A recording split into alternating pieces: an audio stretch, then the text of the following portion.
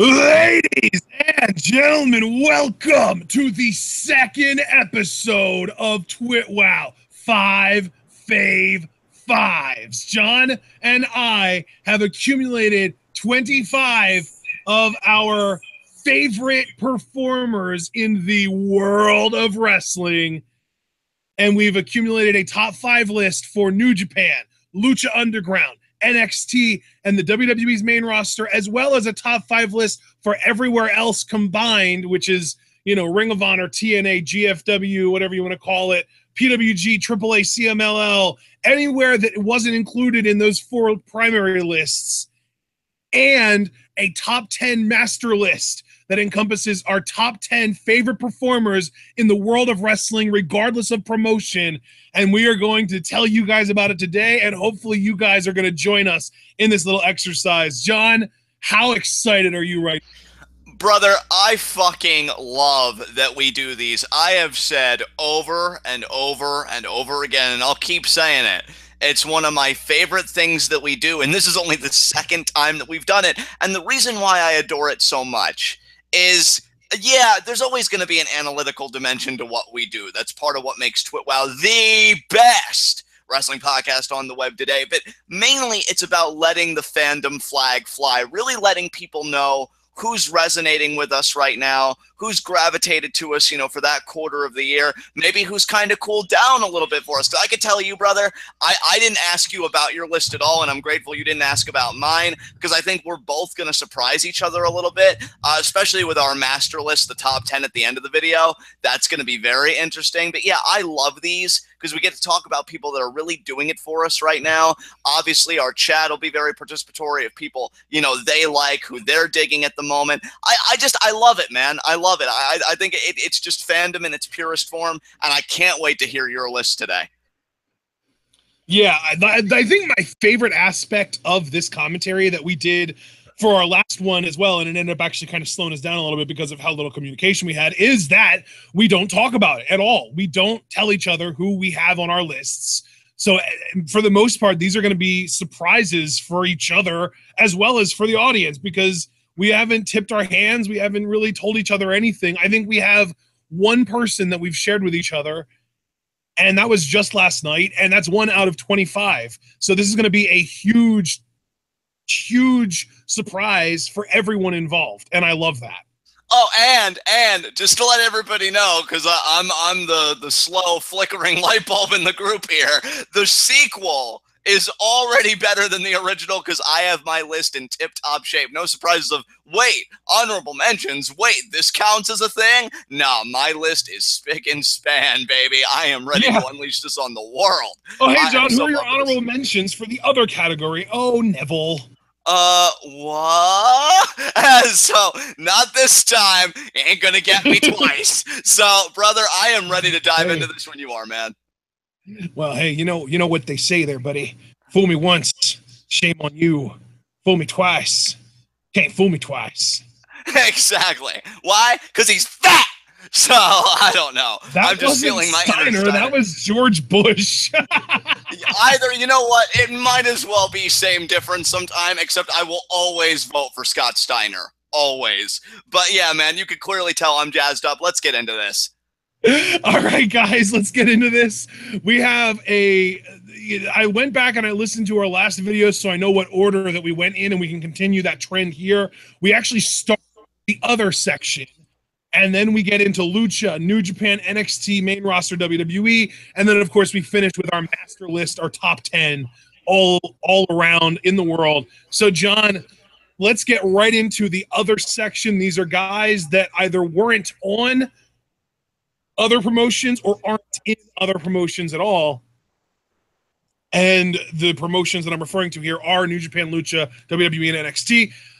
Last year, not last year, but last episode, my top 5 included names like Leo Rush, and then in my honorable mentions, I had names like Adam Cole and Kyle O'Reilly. All 3 of those guys are now officially in NXT, so I couldn't include them in any of my lists this time around. And especially, I couldn't include them in my other list because they're not outside of the main 4 promotions that we're talking about here. they are signed to NXT. So this is going to be interesting. Who are your honorable mentions outside of Lucha, New Japan, NXT, and WWE? I only have 3 names, so it might actually be a bit less than our first installment. My 3 names are Jay Lethal, Silas Young, and Dalton Castle. So nice. Jay Lethal, Silas Young. Silas Young, wow, okay. And Dalton. Hey, you know, I've always loved Silas. I love the old school feel he brings. Plus, he's such a great heel. Like, what a prick. And not going to speak too much about my honorable mentions because I think we really saved the talking points of the people that actually made the cut. So I'm going to return the question over to you. Who are your honorable mentions for the other category? Yeah, I have quite a few more honorable mentions just because I also included a lot of females in my honorable mentions that I couldn't fit into my top 5 that aren't technically signed to WWE, even though a couple of them are in the Mae Young Classic. So for honorable mentions, I have OI4K, Ohio is for Killers, the tag group that are Jake Christ and Dave Christ that usually team up with Sami Callihan. I have Dalton Castle as well. I have Jimmy Havoc, who I'm pretty sure is still in progress as like one of their main acts. I also have Timothy Thatcher as far as my men go. And then for the women, I listed Santana Garrett, Toni Storm, Taylor Hendricks, and Priscilla Kelly. You know what, brother? I gotta say, if I'm really being forthcoming with everybody, I feel like there was only 1, maybe 2 women on my list altogether. I really did a disservice to them, and that's why I'm glad you kind of did the pickup. Because yeah, hearing those names, because you said Taylor Hendricks as well, right? Or no? I did. Yeah, did. I said yeah. My 4 women: it's Santana Garrett, Toni Storm, Taylor Hendricks, and Priscilla Kelly. Yeah, I mean, I'm not. Priscilla Kelly doesn't really ring a bell right now. Was she on that Women's Revolution show that we covered, or no? No, she wasn't. She wasn't on that show. She is very young. I think she's like 20, 21 years old, maybe even 19 at this point. And she has like basically a Satanist gimmick. Brandon Best would absolutely love her. She's really good though. I like her a lot. She's extremely charismatic. She connects with the crowd pretty much any promotion I've seen her wrestle in. And yeah, she's got a really interesting backstory too. So yeah, there's a lot to like about her. I wanted to mention her because she isn't really on a lot of people's radars. And I just wanted to kind of give her a little bit of notoriety here. Oh, yeah, man. I mean, that's what this video is all about. Again, expressing our fandom, getting people, you know, to be bigger blips on other fans' radars. And yeah, I love the women you included because Santana Garrett, no qualms with her. I've always enjoyed her. Taylor Hendricks has proven to be a revelation. Like, I'll tell you, I'm really curious how her career is going to end up because she really seems to have her finger on the pulse of like what her character is, how she carries herself. Like, I think she's going to be one of those women that, I mean, we're already talking about her, but I think that exposure is only going to increase down the line. So yeah, it's a great time to have stock in Taylor Hendricks. And yeah, I really approve of your honorable mentions, man. That's great. Hell yeah. So let's get into these lists then, brother. Who is number 5 on your other list? I'm really curious to see how many guys we have in common here and how many guys we have that the other person didn't even mention. Yeah, that's a great point. Well, I'm guessing you probably have this guy on there because we did talk about it a little bit. Cracking in at number 5 is Jeff Cobb. Oh, God, yeah, he is on my list. And by the way, guys, I want to clarify the reason we have Jeff Cobb listed in our other section and not Matanza and Lucha Underground is because since the last time we made this video, the last actual 5v5s video, Jeff Cobb, a.k.a. Matanza, has not been in a match on Lucha Underground. He's been in one cinematic segment, and that's it. But he's still, as Jeff Cobb, been working indie promotions very frequently, and that is the work that we're giving him this credit for.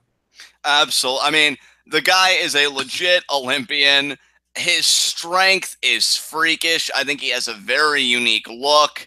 I think you'll probably have more praiseworthy things to say about him than I will. I mean, honestly, if I was to put him in the cesspool known as WWE booking, the best thing to come out of it would either be him and Gable as tag partners or rivals, because that would just be freaking insane to me. This guy is a stud with a capital S. I mean, just you can't get any better than a guy like Jeff Cobb. But I'm going to throw it over to you since we share him. What number was he for you, though? Because I'm guessing he ranked higher for you than me. Yeah, well, he actually ended up coming in at number 1 for me from the other section. So, wow, okay, floor's yours, man, since he ranked higher for you. Yeah, I absolutely love Jeff Cobb. I think that the way that he's been portrayed and booked in Lucha Underground wonders for the Matanza character, but even just as Jeff Cobb, as Mr. Athletic, as the former Olympian, as the freak athlete with ridiculous strength, he's incredible. Every time you see him in the ring, he and Matt Riddle are an amazing tag team. He's great in every promotion I've seen him work. I've seen him in PWG. I've seen him in Wrestle Circus. I would kill for Jeff Cobb in a G1 Climax. I would be like orgasmic amazing. That would be freaking incredible. He is arguably, I would go as far as to say he's the strongest man in the world of pro wrestling today.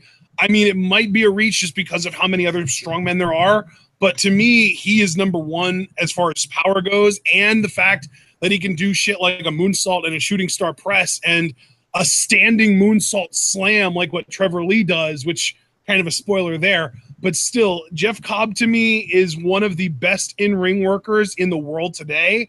And it's so hilarious that there were legitimately people in Lucha Underground Season 2 saying, oh, Matanza can't work. This guy sucks. Dude, I got it. And maybe this is a bit of a stretch on my end, and I loved everything you had to say about Jeff Cobb, and I agree with it wholeheartedly.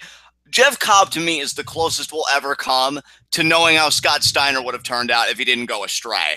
Because he's got the, again, full-on Olympian, where Scott was only collegiate, so he actually outranks Scott in that department. But he has the build that he does, and he does things like, again, that shooting star, like standing shooting star press headbutt, and it's just fucking madness to me that a guy that's built like a brick house like he is as athletic as he is. I mean, you want to talk about unfair.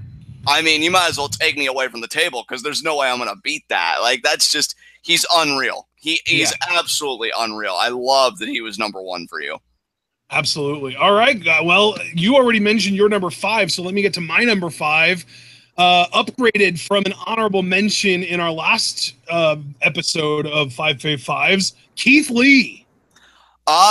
Keith Lee was number 3 for me, if you could believe it. But you know what? I'm more interested on your take because he got an upgrade from you. And I guess you could say for me too, because he didn't even register last time. What caused the upgrade?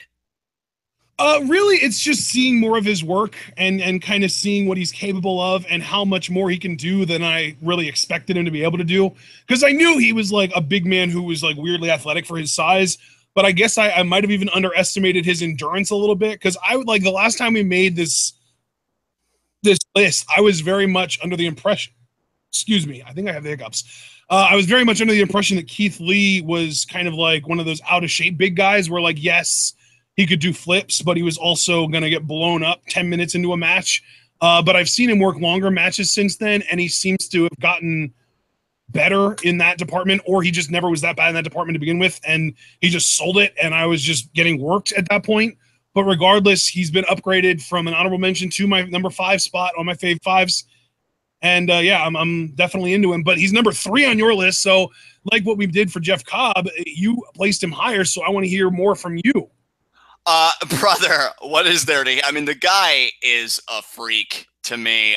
I first saw him, and see, this is why, again, I never want to speak for you, Ashton. You're obviously more than capable of speaking for yourself, but I feel like when we were having our conversation about, like, this new era of what I would call the age of, like, neo big men, like these new big men coming out of the woodwork, Keith Lee is one of the people that I'm talking about, because he looks like he does, and yet he's so agile, so athletic. And let's not forget, one of my favorite stories to tell about Keith Lee isn't even necessarily a PWG experience. I forget who shared it, but it was a GIF of him catching somebody doing a tope con hero over the top rope, catching them right as they're about to make impact in that powerbomb motion, and then getting an apron powerbomb on them. And that is a spot I have visualized for years, because I'm like, I wonder if somebody could catch somebody in that type of form going at that speed and et cetera, et cetera.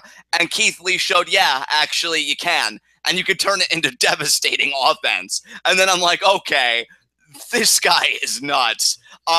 Very, very curious to see more of Keith Lee and PWG. I wonder if he was in Bola this year, because I know when those hit, you and me and, like, you know, the fam, we're all going to be like eating that up like hotcakes. And I love Bola, and I hope Keith Lee's in it, because goddamn, I need to see more of this guy. For him to be number 3 and other, it shows you I haven't forgotten about him. He's left an indelible mark upon me in terms of viewership, and I want to see, like, the depth of his talent, because I think he's holding out on us. I think that's really what it is for me too with Keith Lee, is that I just want to see everything he can do, because it seems like there are very few things that he can't do.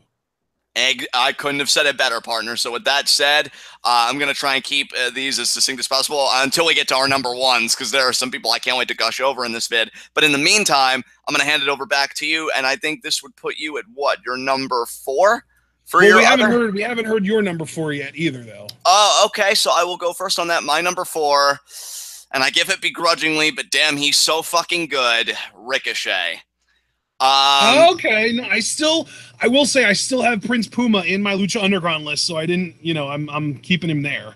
I can't wait to tell you my Lucha Underground list, because I think you're going to be surprised about some people that made well, at least one person that made the cut, at least. But yeah, Ricochet. Guys, honestly, I'm not even really going to say much here, because if you've heard my TWitWoW, like Lucha Underground reviews alongside Ashton, you know how I feel about Ricochet, even though him and Prince Puma, I do think there are distinctions between them. He's insanely talented. I think he'd be in that conversation for one of the best wrestlers in the world. Definitely for me, like top 10. If I was to make a top 10 best wrestlers in the world, which is distinct from favorite, I would like to think, I think he would definitely be in that conversation. I think his attitude sucks. I'll never lie about that. But when you can do the stuff that he does, it's hard not to kind of look at your own life and be like, well, wouldn't you be arrogant too? And I always come up with the same answer of, yeah, God damn it, yeah, I would. So he's insane. And here's the thing too, I want to end it with this, because I think NXT is an inevitability for him, because he wants to be there. And if he does, and I don't say this with any malice, even though I'm sure that could be contested, I hope he gets everything he deserves, because he really wants to be there. And I don't want this to be a rude awakening for him. I want him to succeed. I want him to really prove to all of us what he already thinks of himself, and that's that he's hot shit. And I want him to do it on the stage that he wants to do it at. Again, I hate that he's kind of ran Lucha Underground through the mud, verbally, like, oh, this company and whatever, when they've given him everything. But you can't deny the talent. He's insane. So, yeah, Ricochet was my number 4. Who's your number 4, man? My number 4 is somebody that I could have probably put on the New Japan list, but I definitely think that he does more good work and overall better work in ROH and PWG. Marty Scurll. Dude, can I just say right now, before you go any further, Marty Scurll was in my honorable mentions for New Japan, only because I haven't seen him since Super Juniors. So I really couldn't say much, but yeah, I still adore Scurll, so I'm really happy he made your list. He's still showing up on Ring of Honor shows, occasionally in New Japan and in PWG. He's still doing great work. He's still the villain. He's still amazing. And honestly, outside of WWE, he has one of my favorite theme songs in New Japan.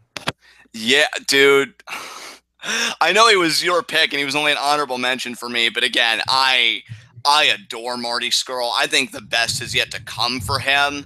Hopefully he follows kind of a Kenny Omega path, where he does, one thing for a little bit, but then he just explodes out of nowhere and shows everybody like, yeah, I'm the fucking villain. I'm the fucking best. Because I adore that man in his matches. So I'm really happy to see that he was number 4 on your other list. That's so freaking cool to me.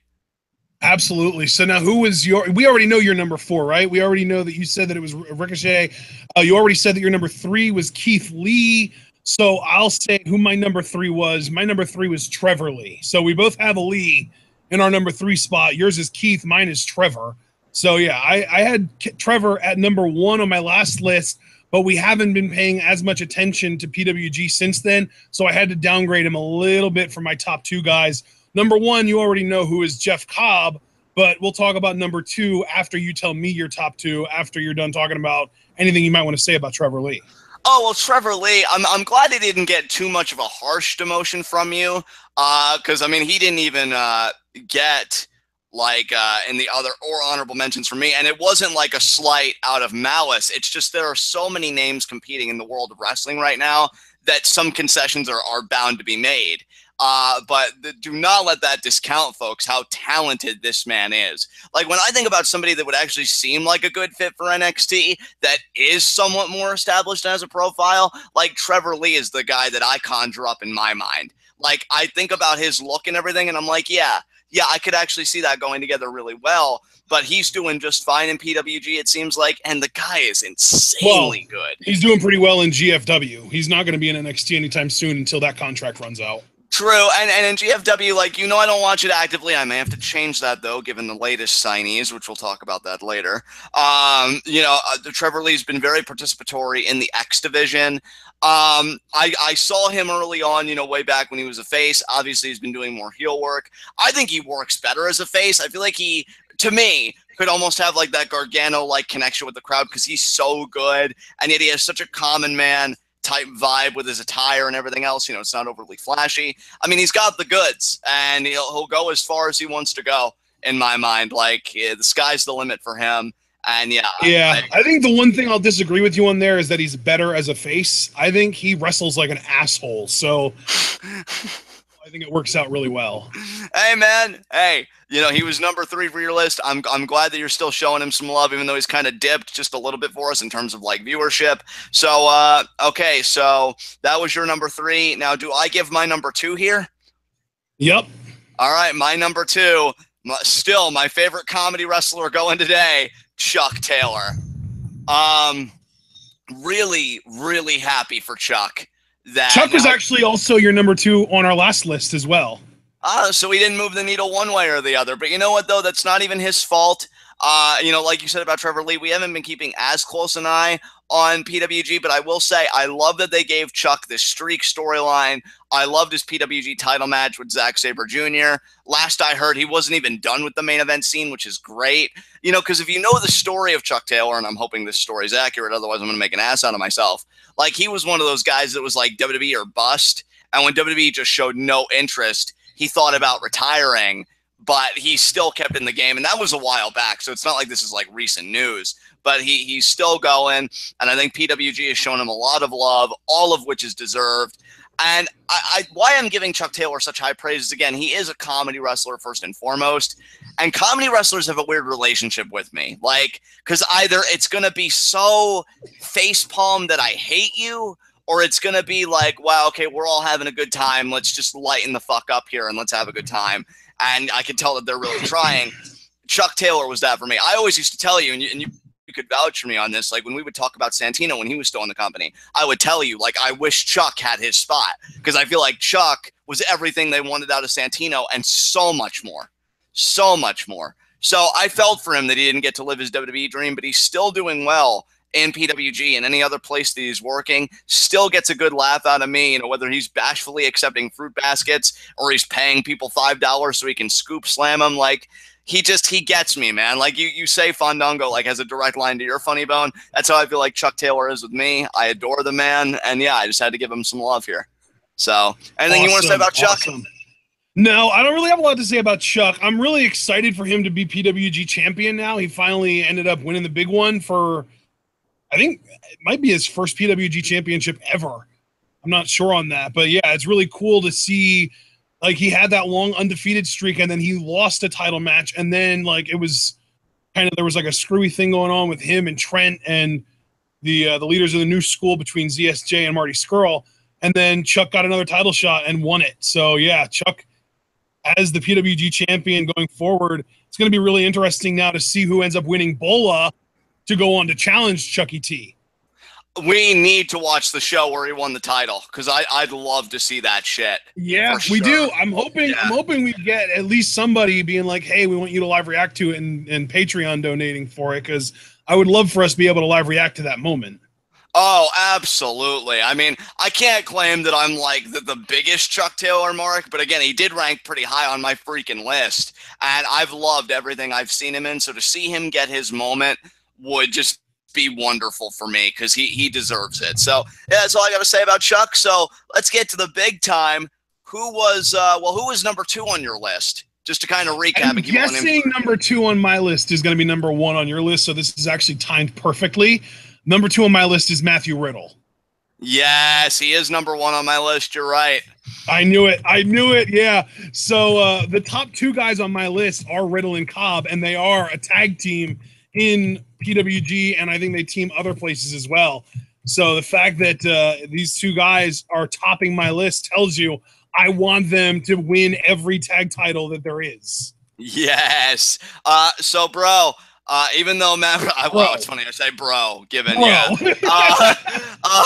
Well, it just dawned on me too. Even though Matt Riddle was my number one, and he did rank higher for me than for you, I still want your thoughts first on what makes Matt Riddle so great in your eyes and how he ranks so high on your list. For me, the thing that really sets Matt Riddle apart is that there's nothing you can point to on paper that suggests that he should be anything but the biggest wrestling star in the freaking world right now.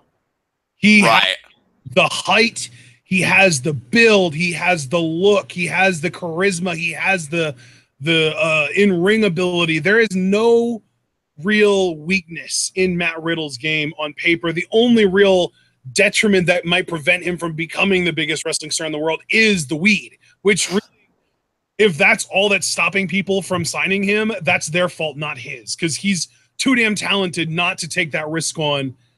I think Matt Riddle, like, to me, if I'm going to sign a pro wrestler, I would rather sign a guy who's going to be at home getting high, eating Cheetos, watching TV, than sign a guy who's going to be out in clubs, potentially getting in actual trouble. Right. Thank you. Thank you. Because I was going to go on a similar tangent, but you're always more eloquent and succinct than I am. I mean, to kind of take the reins, if I may, since he was my number one, let's keep in mind, I think he's getting closer to only wrestling for 3 years. Maybe he's at like the 2 3/4 mark at this point. I don't know. But he's still been wrestling for a very short amount of time. We were very recently in the Mae Young bracketology marveling, and I know you initiated it, how Kairi Hojo's only been wrestling for 5 years. And Matt Riddle, like, is in that same category. Hasn't been long. I think he's picked it up tremendously. He has legitimate MMA experience, has a great look. I love that when he's a heel, he really is like that frat boy bro, right? And that's why he always does like the bro and this and that. But what I like about it, and maybe I'm taking my digs here because he blocked me and me and him have this notorious rivalry that's very one-sided. He doesn't seem like a tryhard like Zack Ryder. Like with Zack Ryder, he like wears it and everything. Like I think he really wants to convey to you, oh yeah, I'm Long Island, I'm Jersey Shore, even though that hasn't been relevant in what, close to a decade it feels like now at this point.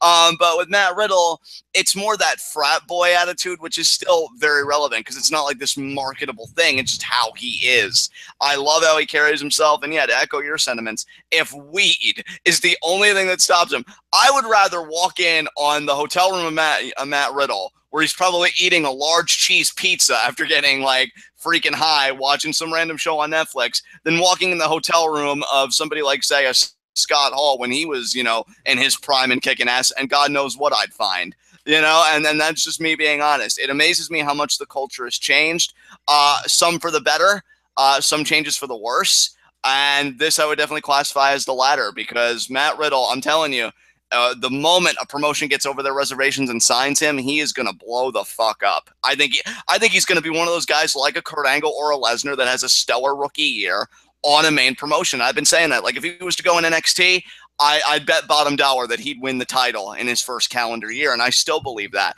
It's just a matter of people, not being so trigger shy and taking that chance. But that's all I want to say about Riddle, because he's still ranking so high for me. And I guess that rounds out our well, actually, no, because he was number 2 for you and number 1 for me. So who's your number 1? We already know my number 1's Jeff Cobb. Okay, yeah, I'm probably going to ask you a lot, even though, because a lot of names are going to float around today, and I just want to keep the order intact. Okay, so that does round out the list, so I guess we can move on to our next promotion. All right, let's get into our next promotion, which is our favorite promotion, Lucha Underground. Oh my God, yes, brother. So I'll tell you what, brother. Since you went first for the other section, I will go first for Lucha Underground, and we'll continue alternating. So, okay. Honorable mentions. I've got such a list. Matanza, Marty the Moth, Mariposa, Johnny Mundo, Jack Evans, Taya, Aerostar, Vibora, Cobra Moon, King Cuerno, rest in peace, Son of Havoc, Angelico, and Ivelisse. That's my honorable mention. Who's your honorable mention? I only had 5 names, even though I always say when we get to the Lucha Underground section, even though, again, this is only the 2nd episode, that I love that entire fucking locker room. So if anybody's listening, do not take this as a slight. I love all of you. But my honorable mentions, Son of Havoc, Cobra Moon, Aerostar, Mil Muertes, Pentagon Dark. That's fair. Yeah, which now leaves the top 5. So I guess you'll go first on this, brother. Who came in at number 5 for you in your Lucha Underground list? My number 5 is Killshot. I love it. Okay, so what about him made him crack your top 5? Well, really, it's a combination of his work in Lucha Underground in the Cueto Cup, and I really have been getting more into him on the indie scene as Shane Strickland.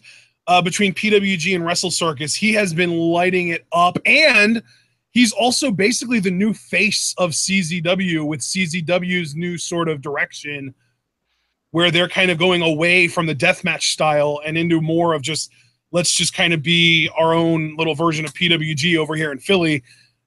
And it's like the fact that they chose Killshot, aka Shane Strickland, as almost like the face of this change of scenery for CZW, I think speaks volumes.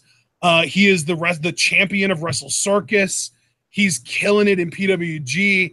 The match or 3 that we've seen of him in Lucha Underground since our last FAVE Fives video, really, I mean, he's just great, man. He's just killing it. I know we saw him in a match against Jeremiah Crane that was awesome. I think we might have seen him in 1 or 2 other matches since then. Plus, we had him as a part of the big beatdown on last week's episode of Lucha. He's just excellent. He really, and he was flying so under my radar is because he never really did anything that really stood out to me. Like, he didn't do these crazy high flying moves. He wasn't this overly technical kind of style like what you see with Zack Sabre Jr. and guys like that. He didn't have any one thing that I felt like he did better than everyone else. But since then, I've really noticed that he has a charisma that most indie guys do not have. Dude, absolutely. Here's the thing. I'm going to keep this very succinct because Killshot didn't make my top 5, obviously, even though I too love him. I think everything you said was on point. And if I could just make a side remark, too, I am so happy for Shane Strickland, the performer, that he has had the indie success that he's had. And for CCW, first of all, to make the evolution is shocking to me. It only took them a little over a decade, it felt like. But for them to make an evolution and say, hey, Killshot, for this evolution to be successful, we want you to be the face of it, that's huge. That's huge, and I think he has more than capable shoulders of carrying that responsibility. So, yeah, Shane Strickland is a badass. Killshot is a badass. I love what Lucha Underground has been doing to him, and I love you even more for really giving him the spotlight that he deserves. Excellent pick, dude. Absolutely. So now we got to know, who is your number 5? This might surprise you a little bit. This is one of the surprises. My number 5 is Jeremiah Crane. Very interesting relationship I have with Mr. Crane because obviously everybody knows him on the indies, even though I saw an interview recently where apparently he hates the term indie wrestling, but I didn't watch to find out why. I'll have to go back. But they know him as Sami Callihan. Callihan, I knew a lot in Force 1 because he was the big time heel champion when they first came to Jersey and really established themselves. Then obviously, NXT Solomon Crow, which for all of you seasoned TWitWoW listeners, the rants I would go on about the missed potential of the gimmick. But here's the thing though about Sami. I thought he was solid in ring, but I always thought he was missing something for me. I knew he was solid in ring and I saw some of his promos on the internet and I'm like, damn, he could cut a promo. I felt like his NXT work was kind of flat. And I'll be honest, I think I've even said this to you, Ashton. So again, you could vouch for me here. I think I've told you in conversation, I hate his PWG stuff. In ring, it's fine, but I hate the cat gimmick. I do like when OI4K, when he teams up with the Chris brothers. That's always cool. But yeah, PWG. OI4K, yeah. And, to me, the PWG work was fine, but again, something was missing. And wouldn't you know it, in steps Lucha Underground. And to me, the Jeremiah Crane gimmick really is like Sami Callihan, but packaged for mainstream audiences. And that's what I think works, because I heard him cut one promo. Lucha does those types of style promos backstage. He did one on Mill that I thought was really good. His matches have been, to me, exceptional and hard-hitting. The match that he had with Mil Muertes most recently, that's what got him here ultimately, because he was on the bubble. But I'm like, I still need a little bit more. And that match did it, because he is just so gross and disgusting, and not only physically, where he looks really scuzzy looking, but when you hear him like, oh, I just thought my babe would be in the main event, he says to Evil East while he's trying to, you know, swap spit with Katrina, and he backs it up in the ring. Like, I think the character is such a scumbag, and not in that good way. He backs it up in the ring where I enjoy his matches. You know, the cannonball he does into the empty chairs, the pump kicks, the crane driller. You know, he's really, I think, found himself on a mainstream promotion, and I think this is the best he's ever been in my personal history with him. So yeah, I had to show him some love and give him, you know, have him crack my Lucha Underground list. If there's anything you want to add personally about Crane, I'd love to hear it. Because yeah, I don't really, you know, it's one of those situations with him where I'm kind of a little bit on your side as far as his work in Lucha Underground is probably the best work I've ever seen him do. But even then, I'm not the biggest fan of him. I like how intense he is. I will say that. I like how intense he is, but I do feel like in most of the matches I've seen him in, I felt like the opponent in those matches that wasn't Jeremiah did more Jeremiah than what Jeremiah did with them. You know what I mean? Right. I can see what you're saying. Yeah. So, like, for example, in his match with Killshot, I was more impressed by Killshot. In his match with Mill, I was more impressed by Mill. That kind of thing. Like, yeah, impressed by the opponent than I am by Jeremiah. Right. And hey, I can totally understand that, man, for sure.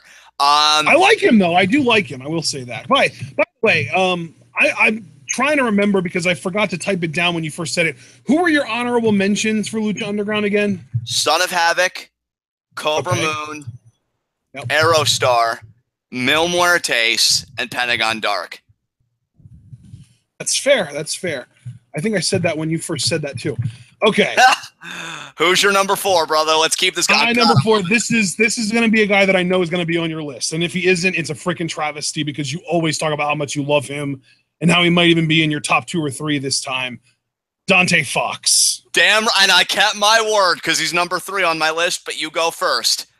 That's awesome. Yeah, Dante, to me, has really exploded onto the scene in Lucha Underground with the Cueto Cup. The Cueto Cup has turned Dante Fox from, oh, wow, he's really good, I want to see more, to, oh, my God, I've seen more, and I love everything about this man. Yes, dude. Oh, my God. And I still do want to see more, but I feel like I've seen enough now to confidently put him in my top 5 at number 4. And the only reason he's not higher is because, believe it or not, my top 3 from this episode to the last episode has not changed. My top 3 is the exact same this time as it was last time, and I haven't been able to change it. But that also means that Dante Fox is the highest ranking guy that isn't a part of my very solid and unchanging top 3. So that still speaks volumes about Dante. And yeah, he's freaking great, man. I want so much more. I want to see, like, I feel like we've seen Lo Mein Reign like once in the temple, and it was in like a schmaz tag match that we didn't really even get to see like a good angle of it or anything like that. I want Lo Mein Reign bad. Like, I just want him to do it. And it's like, he just doesn't do it in every match like we used to see him do in PWG. But so hopefully we get a Lo Mein Reign before the end of season 3. And yeah, he's an incredible athlete. He's ridiculously charismatic. And I'm pretty sure the only reason he's never been in WWE is because I want to say he's like a current or maybe at least former male stripper. So we're probably not ever going to see him in WWE. And that's more power to Lucha Underground because goddamn is he amazing. Dude, if I could just take the reins here because he was number 3 for me. This guy's fucking incredible. Now, I will say this. Yeah. You know, I think what really brings out the best in the performer is the promotion you work with. And I will always credit Lucha Underground for saddling him with a character that just works. I have said this repeatedly, especially in our more recent Lucha Underground reviews on the channel.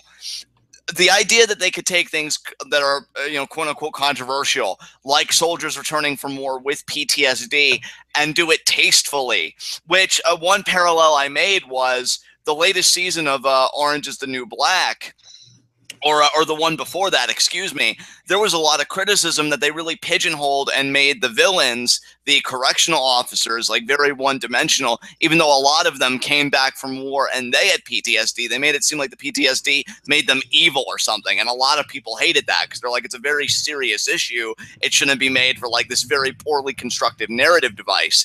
And I feel like Lucha Underground not only adheres to that advice, but they really take it and create what's one of my favorite storylines going on in all of professional wrestling right now with Killshot and Dante Fox. Now, to focus on Dante specifically, the guy has all the goods. I mean, you know, I hate to make jokes, but it's no surprise to me that the guy used to be a male stripper, because look at this man. Like, it really doesn't surprise me. He has a great look. He's a good-looking dude, and he could back it up in the ring. Like, to me, Dante Fox is what professional wrestling is all about when you think about both the aesthetic side and the technical side, and he synthesizes those to really be one hell of a performer.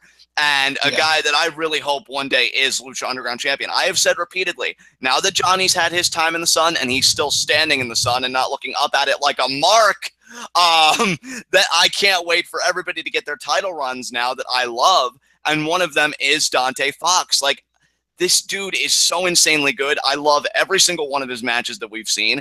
I only knew about him a little bit before this, and I'm so grateful to Force One in hindsight for introducing me to talents that I would later be watching on WWE or in a wonderful place called Lucha Underground. You know, as AR Fox, I'm loving the character he has and his portrayal of it. I feel like he's done great, you know, heel work, you know, given the environment, because you're not always going to cut promos in the ring and stuff, because that's not how Lucha Underground operates. His finisher, the Fox Catcher, I think is one of my favorite finishers in, like, the business right now. I think it would definitely be in my top 10 and maybe even top 5. Like, he just does it for me on every conceivable level. And that's why, one of the reasons why I was so excited for this video today is because I would really finally get to show my love for him as I've wanted to do. This guy is brilliant. Enough said. Absolutely. All right, man. Well, that's my number 4. So who was your number 4? All right, my number 4, the perfect woman, Taya. Taya! Oh, yes. She was in my honorable mention, so I don't really have a lot to say about her. So you go. I'm not even going to go that hard, brother, because I'll be honest, like, she's had great bouts. I love her. I love her character. I love her arrogance. Obviously, I love who she runs with, and we'll get into that later. But here's the thing with Taya, and if she hears this on the off chance, know that I say this with all the love in the world, and please don't knee me in the face. I'm still waiting for her to have that match or to have that angle, and that's not really on her. Because I feel like up until this point, her best match is still that match she had with Cage, where she said, you know, Mundo's not your opponent tonight, I am. Because I think that was the match that showed everybody that wasn't familiar with her in AAA, which admittedly, I'm only so familiar with her there. And I know she's really made her legacy there, and maybe not so much anymore given recent events. You know, that showed everybody what she's about. Now, she has said the latter half of season 3, she does amazing stuff. And I thought it was going to be Give It to the Gods, and this isn't spoilers because the episode's aired already. You know, that didn't happen, at least not that way. Maybe she'll still find a way in, but I doubt it. But I still hope that she's going to do something so insane and so amazing that the next time we come up here, and especially if she's carried that momentum, she can be in that top 3 because she has all the goods. I think she's amazing.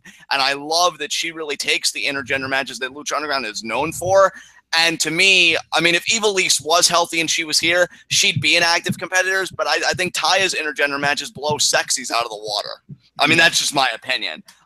So, yeah, I adore Taya. It's kind of a coincidence that you mentioned those two in the same breath. Yes. Looking like sexy is going to be Taya's next big opponent. Yeah. And so, dude, I'm just going to wrap it up by saying I adore Taya. She comes in at number 4. The only reason she isn't higher really doesn't have anything to do with her. It's just, you know, lists like this are always very subjective. And, you know, I think I've even told you in the past, for me, like, I can love a person and I can always love a person, but I can love them even more if they're doing something that I'm really sinking my teeth into. And for Taya, I'm still waiting for that to come for her. Hopefully that'll be at Ultima Lucha Trace, you know, the lead up to it. We'll wait and see. But for now, yeah, Taya's my number 4. Absolutely. All right. Well, since Taya is your number 4, let me give you my number 3. And it's, like I said, the same number 3 as last time, PJ Black. Brother, it's all yours because you've been an advocate of this man for a long time. So go, my man. You know, it's crazy because I was really, really strongly thinking about putting him up at number 2, but I couldn't force myself to remove my number 2 from his spot. And it's because of the same reason that PJ found his way to number 3 again this time around, the Cueto Cup yet again. PJ's performance in the Cueto Cup, and especially against Prince Puma, really, really raised his stock. His match against Rey Mysterio was good, albeit somewhat disappointing relative to his match with Puma.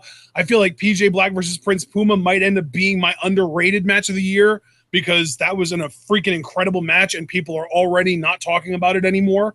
And I think that he is just one of those guys that is a main eventer waiting to happen in Lucha Underground. To give him some praise, because he was totally ghosted from my list. Although I will say, if he keeps on this trajectory, that's not going to be the same case come episode 3 of this series. And God, it feels good to say episode 3 of this series. But to me, what PJ Black has proven to me, and I don't know if you'd agree with this or disagree with this, again, as a longtime advocate of him, he strikes me as the kind of performer that will never have an outright bad match with anybody if given the time and given the ability to do what he does. You know, unless you're going out of your way to make him look a certain way and you're just like, okay, PJ, just do your thing. As long as you let him do his thing and you give him that autonomy, he'll have at the very least, just a good match, or like just a decent match with anybody. And I feel like, yeah, I agree with you wholeheartedly that the Puma match was just sublime, like absolutely brilliant. The Rey match was still great though, and I will say I think that's largely in part because of the story of, can PJ prove himself against the #1 contender, given that Benji got him that opportunity. Like I think PJ's on the rise, and I think he's that reliable hand that you could put him with anybody. When he had that match with Sexy Star, where if Sexy won, she would get like a rematch with Mundo in a steel cage, but if not, she'd forfeit her opportunity. I thought that was one of Sexy's best matches. And, you know, the common denominator was PJ Black. So, yeah, to me, he kind of serves, and I hope he goes farther than the person I'm about to mention, but he kind of serves that, or kind of evokes to me the thought of Christian. Like, you put him in there with anybody, he's going to bring the best out of them, and he's going to send the people home happy with a good match. So, yeah, that's the highest praise I could give PJ. I definitely think he's got that talent about him for sure. And I mean, yeah, you mentioned him giving people good matches. I think Sexy Star's best match in Lucha Underground so far is her match with PJ. Yeah, yeah, and I'd be hard-pressed to debate that with you for sure. Just great talent. All right, so we already know that your number 3 is Dante Fox. Who's your number 2? All right, my number 2, Marty the Moth Martinez.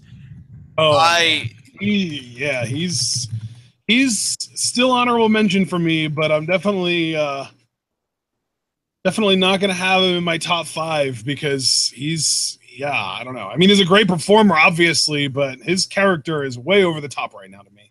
Really?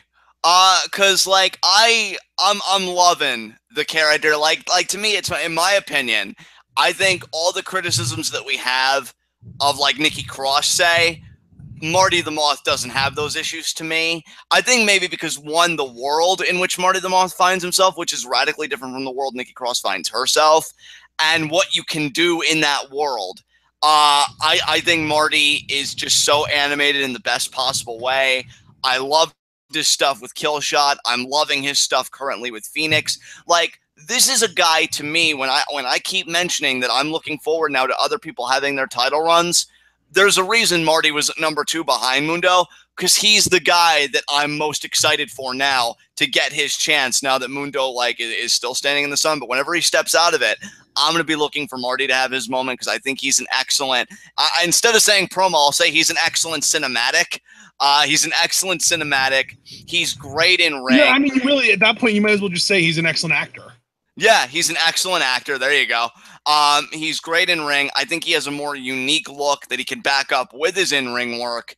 And to me, I love the character. I've gone on record on Lucha Underground TWitWoW reviews and said that he may very well be the best heel in wrestling to me right now, just because of the response that he can evoke from people, of just that cringe or that shudder down your spine, your concern for women, particularly Melissa. Like, he really is, like, in an age where we talk more, right, about feminism and like street harassment and this and that, and like it's definitely part of the culture right now in the cultural conversation. I feel like Marty is the manifestation of that, but turned up to 11. And it's nightmare fuel in the best possible way. I adore what he's doing, and I think championship gold is an inevitability for him, for sure. Yeah, I do want him to be a Lucha Underground championship at one point. I think my biggest thing, I felt like the fork segment with him and Phoenix was a little bit too far for me. Right. I know you freaking loved that, but I was very uncomfortable about that. And I'm pretty sure I was supposed to be uncomfortable, obviously, but I think it went a little too far. So right. He didn't really like take any steps up for me. But it's definitely understandable as to why he would for you, because I know you freaking adored that segment. Yeah. He had some Phoenix with a side of fava beans and a nice Chianti, but regardless, okay, that was amazing. But regardless, who's next on your list, brother? I'm going to pass the ball back to you. Number 2 on my list, just like last time, is Prince Puma. I mentioned that he was on my Lucha Underground list, and he has been doing some of the best work of his Lucha Underground career in the Cueto Cup. And he just won the Cueto Cup. So timing-wise, this couldn't have been better. He is guaranteed to main event his 3rd straight Ultima Lucha. And his match with Mundo is going to be incredible. Hopefully a match of the year contender at that point. And his matches so far have all been awesome. His match with Dante Fox is arguably Dante Fox's best match in Lucha Underground. His match with PJ Black is arguably PJ Black's best match in Lucha Underground. His match with Pentagon was a little bit underwhelming, but I think that they're trying to tell a story where Vampiro was kind of feeding Puma energy and it was kind of siphoning off of Pentagon because of the connection that he had to them. So I think there's more to be said there, and I'm not going to necessarily blame Puma on the match. So to me, Puma has had already a couple of excellent matches in the Cueto Cup. His character work has gotten nothing but better, I think, since our last segment talking about FAVE 5s. So really the only reason that I wasn't able to put him at 1 is because the guy I had at number 1 last time has also been doing excellent work and is also still my number 1 on this list. Yeah, and it makes me so happy that because we all know, I think, who your number 1 is, just as everybody knows who my number 1 is. But I'm not even going to say much about Prince Puma, because really all the stuff that I said about Ricochet, you could copy paste with the addition of what you said. I do agree the character work is still on point. If anything, it has gotten better. I will readily make that concession to you. So with that said, I guess I'll get into my number 1 as if it needs any introduction. My number 1, the current Lucha Underground champion. Sorry, got a little bit of a slight chubby there saying that. Johnny Mundo. Guys, every live reaction should tell you how I feel about this guy when he's on, particularly when it's a title defense. I dedicated a near half hour that Ashton isolated into its own video on the channel when he won the world title. I've been following his career for 10 years. It was a fandom that really began in 07 with the wake of the Benoit death, but there's another fandom coming up I can't wait to talk about with you guys.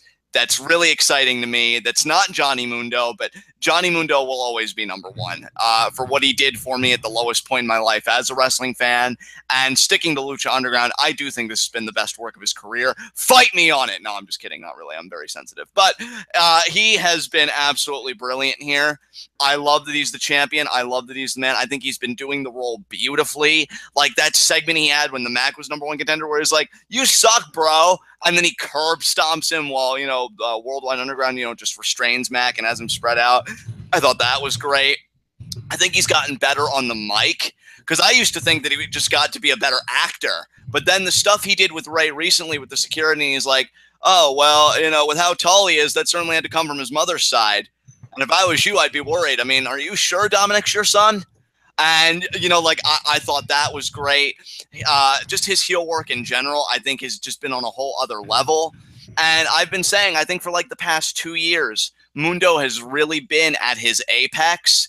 Like this to me is what his prime is looking like right now, because this is the work that I hope everybody remembers him for. And I hope, unlike my former favorite in Chris Benoit, that he'll get to retire into the sunset, have that career, not tarnish the rep, and then I could just enjoy it unequivocally. But right now, I am just really completely enamored with everything he's doing. He's one of the best in the world to me. Hell, Eric Van Wagenen agrees. I hang on to that because he's like, oh, this is a better wrestler than Johnny Mundo. I haven't met him. I could kiss you, sir. But yeah, he's number 1 for me. He always will be. Johnny Mundo's king, plain and simple. Absolutely. I definitely figured he would be your number 1, and he probably always will be. If anyone ever unseats Johnny Mundo as your number 1 in Lucha Underground without him leaving the promotion entirely, that will be the end of days. Yeah, it will. It really will. Like, oh God, children, go to the bunker. But hey, I got to gush over mine. I showed everybody mine. You get to show everybody yours again because I know what's coming, and I love when you talk about this dude. So, brother, with all the love in the world, floor is yours. Yeah. My number one is the same as last time. It's Mil freaking Muertes, and that's yes. You listed him as an honorable mention. I was just like, oh, that's fair. Yeah, sure, whatever. It's like, wow, man. Like, it's just one of those examples. And you know what, though? It's fair, though, because I also have Johnny Mundo as an honorable mention. So it's just our guys are our guys, and whether we necessarily agree on who the best is or not, it doesn't really matter. So then, to me, Mil is just amazing. He can make anyone look amazing. He can, the way that he is able to sort of selectively no-sell in a way that makes him look like an absolute monster, but then it's give and take, because when somebody does take him down, it makes them look super powerful as well. I love that he has a constant, ridiculous, like, grudge against all cameramen in the temple. It's one of my favorite things. Him and Katrina as an item are incredible together. This whole story with them going after Cage's gauntlet has been great. I loved Mil's run in the Cueto Cup. His match with Pentagon was fun. His match with Jeremiah was awesome. I just love him. He's just my favorite in Lucha Underground, man. Brother, I'm not going to say much about Mil, given that, again, he's your favorite. But I will say him getting the slight on both things wasn't because he was so bad. It's just everybody else is just so good to me in that temple, and it's really hard. But I have said, and I stand by, this man is the consummate professional. Like, made Evil Lise look like a boss in that one match. When Sexy Star won the title, Mil made her look like $1 million. And keeping the work to the last 4 months, which is what these rankings are based on, the guy hasn't lost any momentum. The guy's a beast. Like, his match with Jeremiah, you're damn right Mil had a big part. And some could argue, as I feel like you did when I mentioned Jeremiah earlier, a bigger part in the match than the other guy. And that's Mil. Like, he will make sure that you have a great match, especially with his name attached to it. And the guy is like, what at this point, like 41, maybe 42, or is he still 40? But I know, like, he's in that range, and he's still competing at this level. Dude's a beast, plain and simple, and I love that he's your number one yet again, because he really... He's 42. Yeah, 42, I figured, because he really deserves to be there. He's just incredible, for sure. Absolutely. And he might end up going down as the oldest performer on either one of our lists.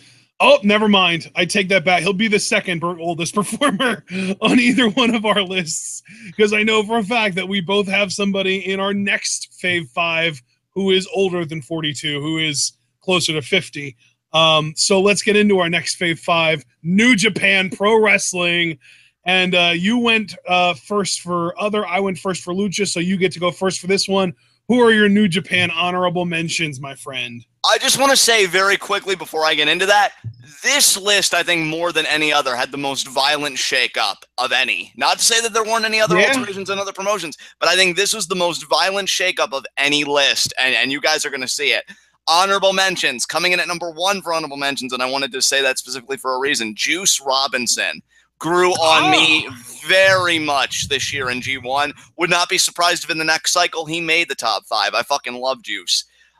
2 Evil, 3 Naito, 4 Tamatonga, 5 Hiromu Takahashi, 6 Marty Scurll. So 6 honorable mentions for New Japan. That's actually one of my bigger ones. So yeah, that's awesome, dude. I love it. All right, well, my honorable mentions, I've got Togi Makabe, Hiroshi Tanahashi, Yuji Nagata, who has really become a big guy that I'm a big fan of, Will Ospreay, who you didn't even mention in your honorable mention. Yeah. Machine, because I've loved their tag team work, and a guy that I'm almost certain will be in your Fave 5, Zack Sabre Jr. Yes. Well, I'll come out and say it right now, since we usually do that. Zack Sabre Jr. came in, and this is what I'm talking about with a violent shakeup, at number 3 in my Fave 5. But I think we'll talk about that later, unless you want me to talk about it now. No. We'll get to it later. Okay, so now you want me to go into my number 5 on my New Japan list. Yes. Coming in at number 5, and again, talking about that violent shakeup, Okada just cracks the top 5 this time around. And if I'm not mistaken, I feel like he ranked higher in episode 1.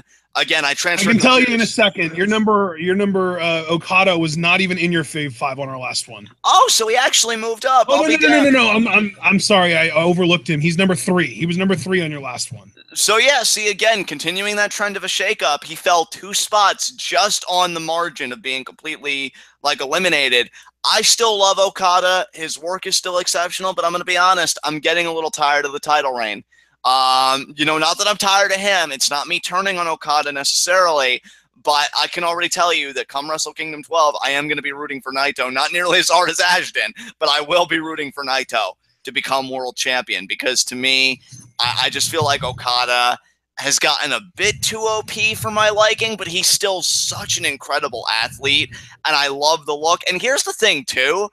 What made Okada stay in the race, his G1 match with Kojima, I'm like, oh my God, you are so fucking great at being an absolute dick. Like, I just can't completely snuff a guy out that's that good at playing the heel when he needs to on a dime like that. So I may be getting a bit tired of Okada's spot on the card, but that isn't to be conflated with me getting tired of Okada, because the guy is still, I've said repeatedly, if I was start a wrestling company, Okada would be my ace, and New Japan's clearly followed that lead because Okada's been the ace for a while, and he definitely deserves a spot because I just think he's exceptional. But yeah, he came in at number 5 for me, dropped down 2 spots. We'll see where he is in episode 3, but that's where he is right now. So unless you have anything to say about Okada, I'm very curious who your number 5 was. I'm really, what I'm curious about is how much G1 changed your New Japan list, if anything. Well, I can tell you right now, I have 4 of the same 5 guys, or I'm sorry, 3. 3 of the same 5 guys on my list this year, or this time around, as I had last time.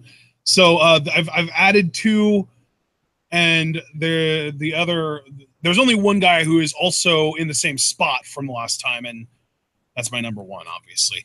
Right. So my 5 this time around, I believe, was my number 4 on our last lists. Yeah, he was. So he moved down just a notch because there had just been so many other guys that I just couldn't put him above any of my top 4. But number 5, Toru Yano, because just every single match is just so entertaining. I can't. Yeah, I mean, not really much to say. I think along the same lines of Chuck Taylor, Toru Yano is one of the better comedy wrestlers in the world. I mean, some could rightly argue the best comedy wrestler in the world because he's just so ridiculous. But I mean, yeah, is there anything you want to say? Given that he moved down slightly, but it doesn't seem like he moved down because of anything to him. The way you made it sound, no, like see, that's the thing. Him. He didn't move down because he was not as good. He moved down out of necessity because I had to insert 2 guys into my top 4 that weren't even on my list last time that just blew everything that everyone else did out of the water. Right. And yeah, I mean, not much I can say about Toru Yano. I mean, and I think you'll get a better context for just how high up I consider Toru Yano to be when we get to our top 10 lists, because even though Yano is number 5 in my New Japan list, I have 3 or 4 New Japan guys in my top 10 list. So if we were to make like a master top 25, Yano would still probably be in like my top 15 or so. Like, he's that good to me. Yeah, for sure, dude. It's just for sure. New Japan is just so freaking incredible right now. It really, and again, like I told you, New Japan was the most volatile shakeup on my side. So I totally get where you're coming from, because New Japan, so many of their talents are performing on a whole other level right now. I agree with your sentiments about Yano. Is there anything else you want to say before I give my number 4 pick? I know that we won't have the exact same top 4 because you already mentioned my number 1 as one of your honorable mentions, but I hope that the other 3 guys in my top 4 are also in your top 4. I hope so, and I'm sure they will be on one level. I'm just curious, like, who ranked higher for you, maybe opposed to me, and vice versa. So in the meantime, number 4 for me, again, a shakeup, because I think I remember him coming in at number 2 in episode 1. Kenny Omega. Oh yes, 4. Omega's also my number 4. Yeah, that was really the point I wanted to make earlier talking about Yano, is because, like, yeah, he's at 5, but I can't put him above Omega. Yeah, Omega. Because, like, Omega does the comedy stuff that Yano does, plus he has 6.5-star matches. Yeah, like, Omega is just a match of the year fucking And dude, machine it's so funny that he moved the exact same amount for both of us, because last time We both had Omega at 2, and now we both have Omega at 4. That's amazing. That is amazing, because the guy in my number 2 spot, he fucking earned it. So I'm not even going to apologize, but we'll get to him later. Kenny Omega, I mean, hell, we both have him, so I guess I'll go first very briefly. He was my revelation of the year last year. He's still been killing it in the heavyweight division. He is a fucking hilarious promo. Like, one of the best things about my New Japan World subscription. He's so animated. It's unbelievable. Dude, like, the best part of my New Japan World subscription before I canceled it, which I think I'll probably be reactivating it when we do the G1 Tag League Finals. You know, it's just how colorful the backstage comments were after every G1 match. Like, when he lost to Juice Robinson, he's like, God, I told you he was a threat. And then he listened to me. And Evil, you beat Okada. I was supposed to be the chosen one. Like, dude, where the fuck? Like, what? What is wrong with you right now? He really is like this anime villain, but in the best possible way. I love how colorful Kenny is in his delivery. I love how great he is in his matches. And he's just, and what I love best about Kenny Omega, and I hope this never changes about him, right now, he just doesn't seem to be jaded by the business. I think he is loving what he's doing right now. I think he's loving how he's performing right now. And he doesn't even let negativity enter into his life. When G1 was starting and Jim Cornette was doing like his bullshit about Omega, Omega straight up said, hey, Jim, I love you, but G1's starting and I don't need this crap clogging my timeline. And I'm like, you know what? Good for you, Kenny. Don't let anybody take you out of your headspace. The guy's freaking phenomenal. He killed it in G1 again.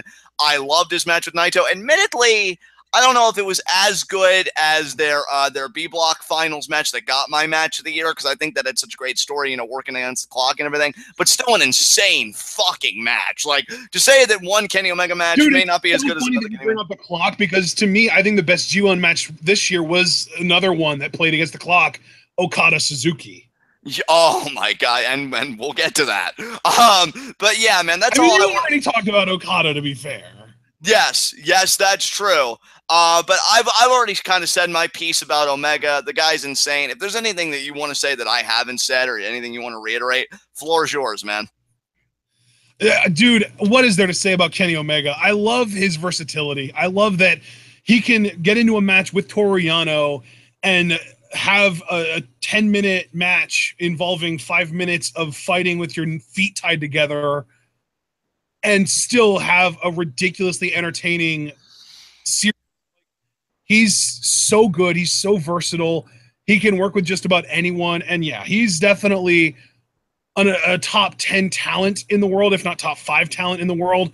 But the fact that he's number 4 on our lists, I think doesn't speak as much to like, oh, we've fallen out of love with Kenny. It's more, there are just other guys that have just stepped up so much since our last lists. Yeah, dude, wrestling is so good right now. Wrestlers, I really should say. Well, you know what, though? That's perfect timing. Let's talk about other guys that made our list above Kenny. Who was your number 3?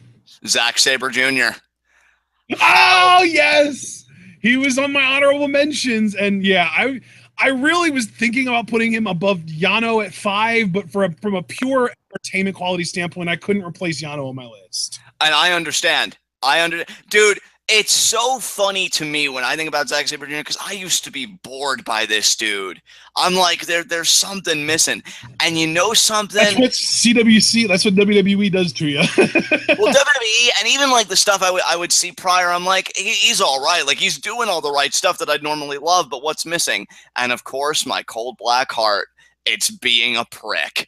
And that's what I loved about his G1 run, because that's my thing. I remember one line of commentary we had in the CWC about TJ Perkins. He makes it look easy. Like, that was his whole thing. Motherfucker. Zack Sabre Jr. wrote the book on making it look easy, but why isn't he boastful and malicious and arrogant about it? And then you see him actually being boastful and malicious and arrogant, and you're like, oh my god, this is amazing. His matches with Ishii, his match with Tanahashi, his match with Ibushi, like, honest to God, Zack Sabre Jr. was one of my favorite people to watch in G1 this year. Every time he had a match, I was anticipating it. I feel like he had one of Fale's better matches too, and I'm not even really that big on Fale. Like, I loved watching him work. And all it took was a turn and him really showing like, yeah, I'm that good, and I'm loving every joint I'm manipulating, every muscle that I'm potentially tearing, and you can't do shit about it. Yes. Yes, Zack Sabre Jr. is my number 3, and if he continues on this trajectory, he may climb even higher. I cannot wait for his rematch with Tanahashi for the Intercontinental title. That's all I'm going to say about my number 3. I'm going to hand the reins back over to you. Who's your number 3, dude? I can't wait for this. My number 3 is somebody that's definitely going to be on your list higher, probably at number 1, actually. My number 3 is Minoru Suzuki. And he was my number 1 again. God, I adore that man. But hey, you mentioned him first, so you go. Well, what about Suzuki? Like, I feel like every reason that you love Zack Sabre Jr. are the reasons that I love Suzuki. There is nobody in New Japan that I would rather watch beat the shit out of someone than Suzuki. Like, if there was like a really, really good douchebag heel, like a Bobby Roode or like a Miz type in New Japan, my dream match would be that person versus Suzuki, because I just want to watch him stretch the shit out of him for 20 minutes. Yes. Yes. And the irony with that is that Suzuki isn't even meant to be a babyface, but he's so violent and he beats the shit out of people so much. He's almost taken over as like the Pentagon Junior, Pentagon Dark of New Japan, because of how violent he is and how much I love watching him wrestle. Dude. And really, he came in at my number 1. I'm going to keep this very brief because you articulated why I love him perfectly. The idea that the guy is 50 and like he's performing at the rate he's performing. His match with Okada at G1, and this is where I was going to mention it, shows that he's still, and that had very minimal. I think that had the least amount of Suzuki gun interference, which is funny because I was talking to a friend of mine and he's like, I'm hot and cold with Suzuki. I find that the less Suzuki gun interference there is, the better it is for Suzuki and like my entertainment of him, because I want to see like him do his stuff. And that match he had with Okada, I already said, like in our English commentary, I thought it topped their New Beginning and Sapporo matchup, and I loved it. I loved the strikes. I loved that he beat the shit out of Okada, and I love that it went to a draw because it just, the drama was there the whole time. Suzuki is a stud. He's the current never openweight champion again at 50. The guy's still winning championships and holding on to championships more specifically. I adore the man. He's everything that I'm really loving about pro wrestling right now, and I've definitely noticed a trend with myself, but I'm going to talk more about that a little bit later in the commentary. But for now, yeah, the most miserable man in the world can't push me away. I love him, and the day he retires, what a loss for Japanese wrestling. God yeah, damn. I genuinely hope he's in G1 next year so that we can officially say that a 50-year-old was in G1. I know, right? Yes.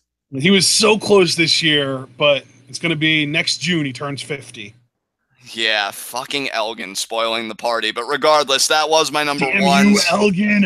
And the crazy thing is, too, like, it's not just like, oh, Suzuki's amazing in G1. It's that, like, this dude, I would believe, as the G1 winner. Like, I kind of was rooting for him to win G1 this year. And obviously that didn't happen because of certain, you know, losses, Elgin being the most recent one. But still, like, he is so good.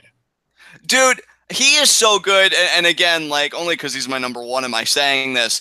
I can't let go of the dream, despite how old he is. Like, I was even telling a friend recently, like, in the same kind of conversation, I'm not giving up hope that he'll be IWGP Heavyweight Champion. Like, I want to see him with that title so bad. It probably will never happen, given how everything's come together, but you know a performer's good when the biggest regret you have was coming into the world as late as you did, because I would have loved to have followed this guy's career from the start. He's just absolutely incredible. I love Suzuki, man. He's so good. But he was your number 3. He was my number 1. Who's your number 2?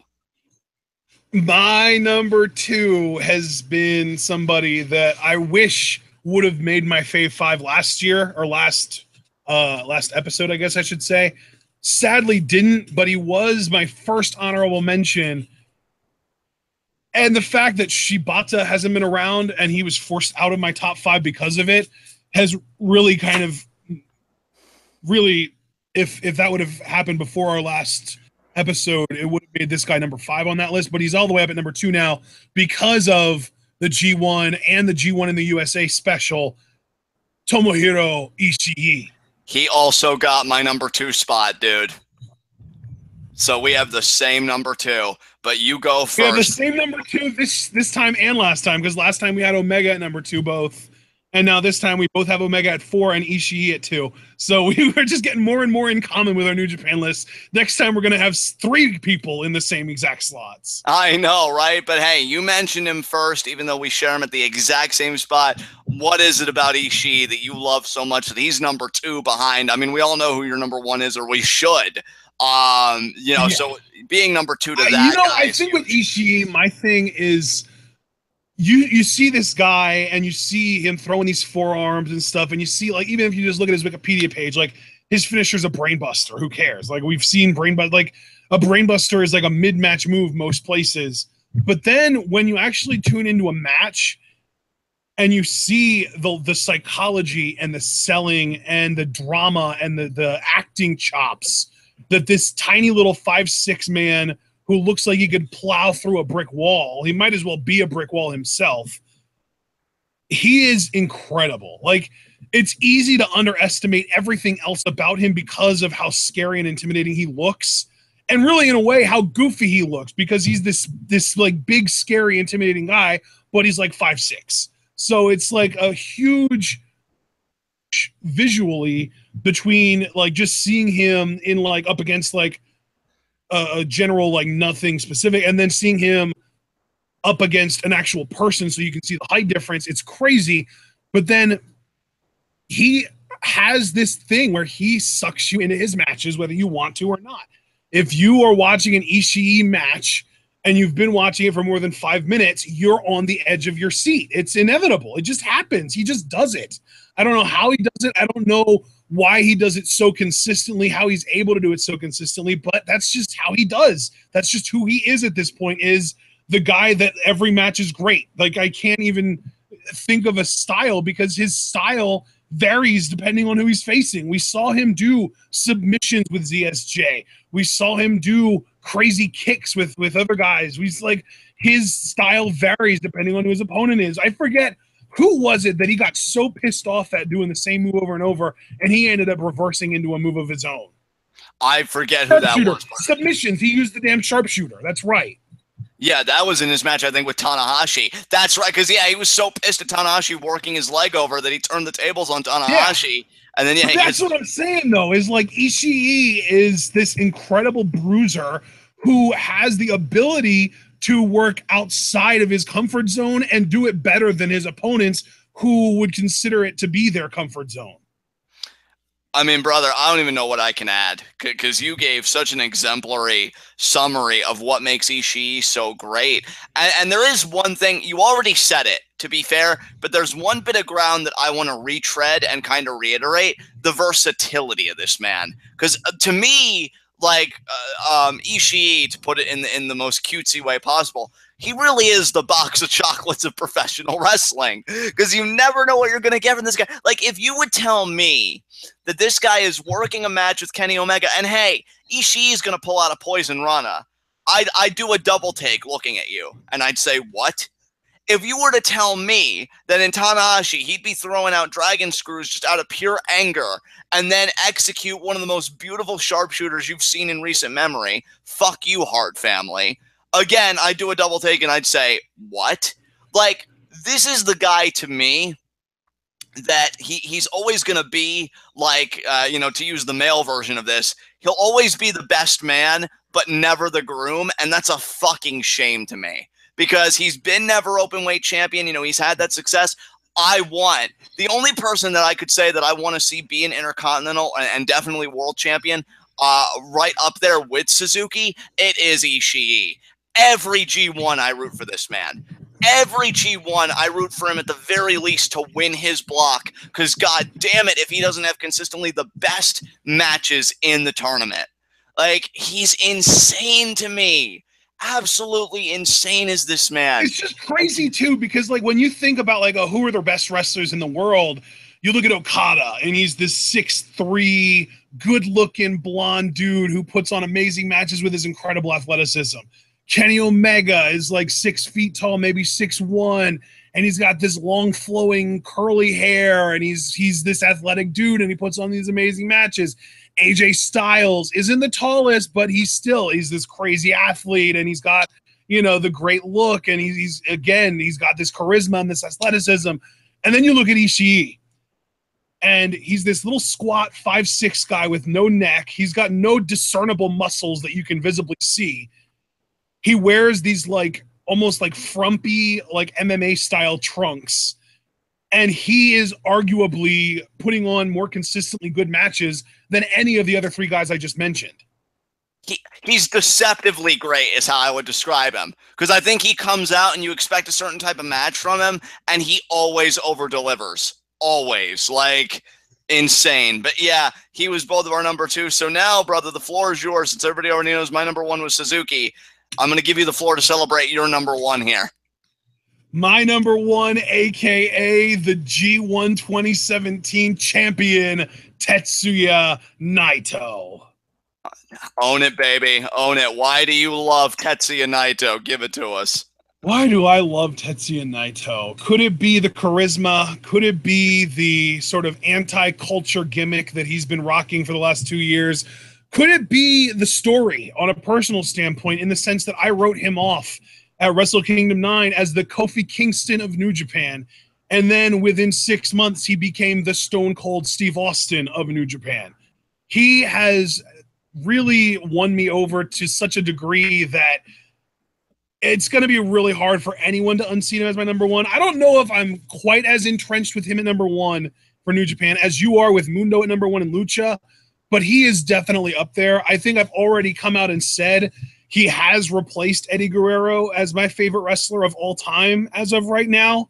Yeah, dude. Which speaks volumes in and of itself. Yes. Naito is just, I think I like Andrade Cien Almas more because he reminds me of Naito rather than just, oh, I like Andrade. No, it's because like the stuff he does reminds me of Naito. And if we could get even a lesser version of Naito in NXT, it would make me ecstatic. And I'm rooting for that to happen with Almas so much that it makes me like him more by just association with Naito. And the irony is Almas was doing these idiosyncrasies and these different movements and stuff like that before Naito, because he freaking invented LI and before LIJ was even a thing. It was just Los Ingobernables in CMLL, and it was La Sombra, aka Andrade, and Rush. And from what I understand, those guys were like the guys that created Los Ingobernables, and Naito's Japanese chapter of the faction has just, I think, exceeded the original, because really Naito himself has been so exceptional, and even like Evil had an Intercontinental title run and he did great in G1, and he's getting a shot against Okada at King of Pro Wrestling in October, I believe. And then freaking Sonata is like the prodigy. He's almost like the Randy Orton of the group, the way Randy Orton was for Evolution, where he is like this crazy athletic, good-looking guy that is going to probably be the face of the company in a few years. He might even overtake Okada as the ace if he really puts his mind to it and gets that opportunity. Hiromu has just been an incredible junior, and freaking Bushi, he's not necessarily the most credible guy in the world, but he is very entertaining, and he helps them win tag matches with his mist and his middle rope lung blowers and stuff like that. But still, like, LIJ as a faction, I feel like you really have to credit Naito for being like the head of this group that's had so much success. And Naito himself has been the most successful of the group, which makes more sense than anything, because he's the leader of the group. And Naito has just really, I don't know, man, he's incredible. I freaking love Naito. I'm not even going to add that was a beautiful celebration of Naito. I will say this. I think everything you said about him was on point. I think it's his time. I even said I'm rooting for him at Wrestle Kingdom 12. The same way I rooted for Kenny at Wrestle Kingdom 11. I'm curious as to why he didn't make your Fave 5. It's not even a him thing. It's just the other talents that did make my 5, I just love so much more. Like, I can get into a Naito match, but I was really crazy about it. I think what surprises me more than anything is that you still have Okada ahead of Naito. And you know what? That might change. I feel like Okada, see, the funny thing with him is I always feel like he's going to dip, But then he has those matches, and again, like even the match with Kojima, where it was more just character work than anything else. I'm like, okay, this is why I loved him in the first place. But Naito, I will say objectively, like you'd have to be a fool not to see it. Like it's Naito's time right now, and there's something that you said that I was grinning like an idiot because you're so right. It's anti-cultural. And I love that that's what Naito is, because to me, that's what Stone Cold was. And that's why he worked. You know, especially when you look at, now, I don't claim to be a Japanophile, or, you know, I don't really know Japanese history. A weeb. Landscape of the country. Yeah, I'm not really a weeb, you know, in that sense, or an otaku or anything like that. But I do think there are more conservative values deeply entrenched in Japan when we think about tradition, family, community, all that stuff. And Naito just spits in the face of all that. To me, even though he leads a faction, I look at Naito and he's emblematic to me of a one-man revolution against like everything that's celebrated in the country as a whole. We talk about the tension between him and Tanahashi, where Tanahashi, on the other hand, is emblematic, of traditional Japanese values. And Naito is kind of like that new wave. In fact, it's funny because if Okada didn't have his own distinct flair about him from Tanahashi, and it just seemed like Tanahashi 2.0, I do think like everybody would be clamoring and like rioting for Naito. But I even think by the time we get to Wrestle Kingdom 12, people are going to want a title change. I wanted it at Wrestle Kingdom 11 because, again, it's not me being so much anti-Okada as much as I am anti-Okada's spot. Like, Naito is ready for this spot, and I think he's going to have one hell of a run, which he hopefully gets, because nobody is really touching him right now. And like objectively, when you look at the crowd response, when you look at how he's been doing, and I love too, and again had me grinning like an idiot, because I always wear my markdom on my sleeve. It's probably one of our biggest marketing points on the channel, is that, oh, we got this crazy guy here that'll scream at the top of his lungs. But for you to say that he's overtaking Guerrero for you, like anybody that really knows you, like I've had the privilege to, knows what a huge deal that is. And like just hearing that like in this kind of forum makes me so happy. And dude, I'm rooting for him, and I'm rooting for you with like my goddamn heart out at Wrestle Kingdom 12. Because yeah, him with that title and you just putting into your back saying Los Ingobernables de Japón, but in your particular flavor, which I'm not going to try and imitate, is just going to be legend status. So I'm really rooting for you guys.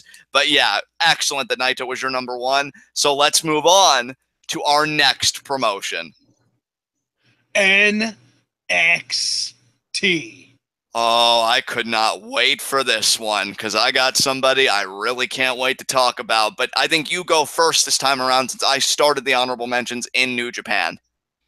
All right, so my honorable mentions, it's a lot of guys that are either brand new or just got signed and haven't shown up yet. But there are a few that have been on TV a little more recently. Honorable mentions in order: Lars Sullivan, Montez Ford, Roderick Strong, Velveteen Dream, Kyle O'Reilly, Adam Cole, and Leo Rush. My honorable mentions, just very quickly: Lars Sullivan, like you. I love that he made yours, because that makes me smile. Street Profits, I included Angelo Dawkins. I think he's great in the tag team. I just need him to switch some things up.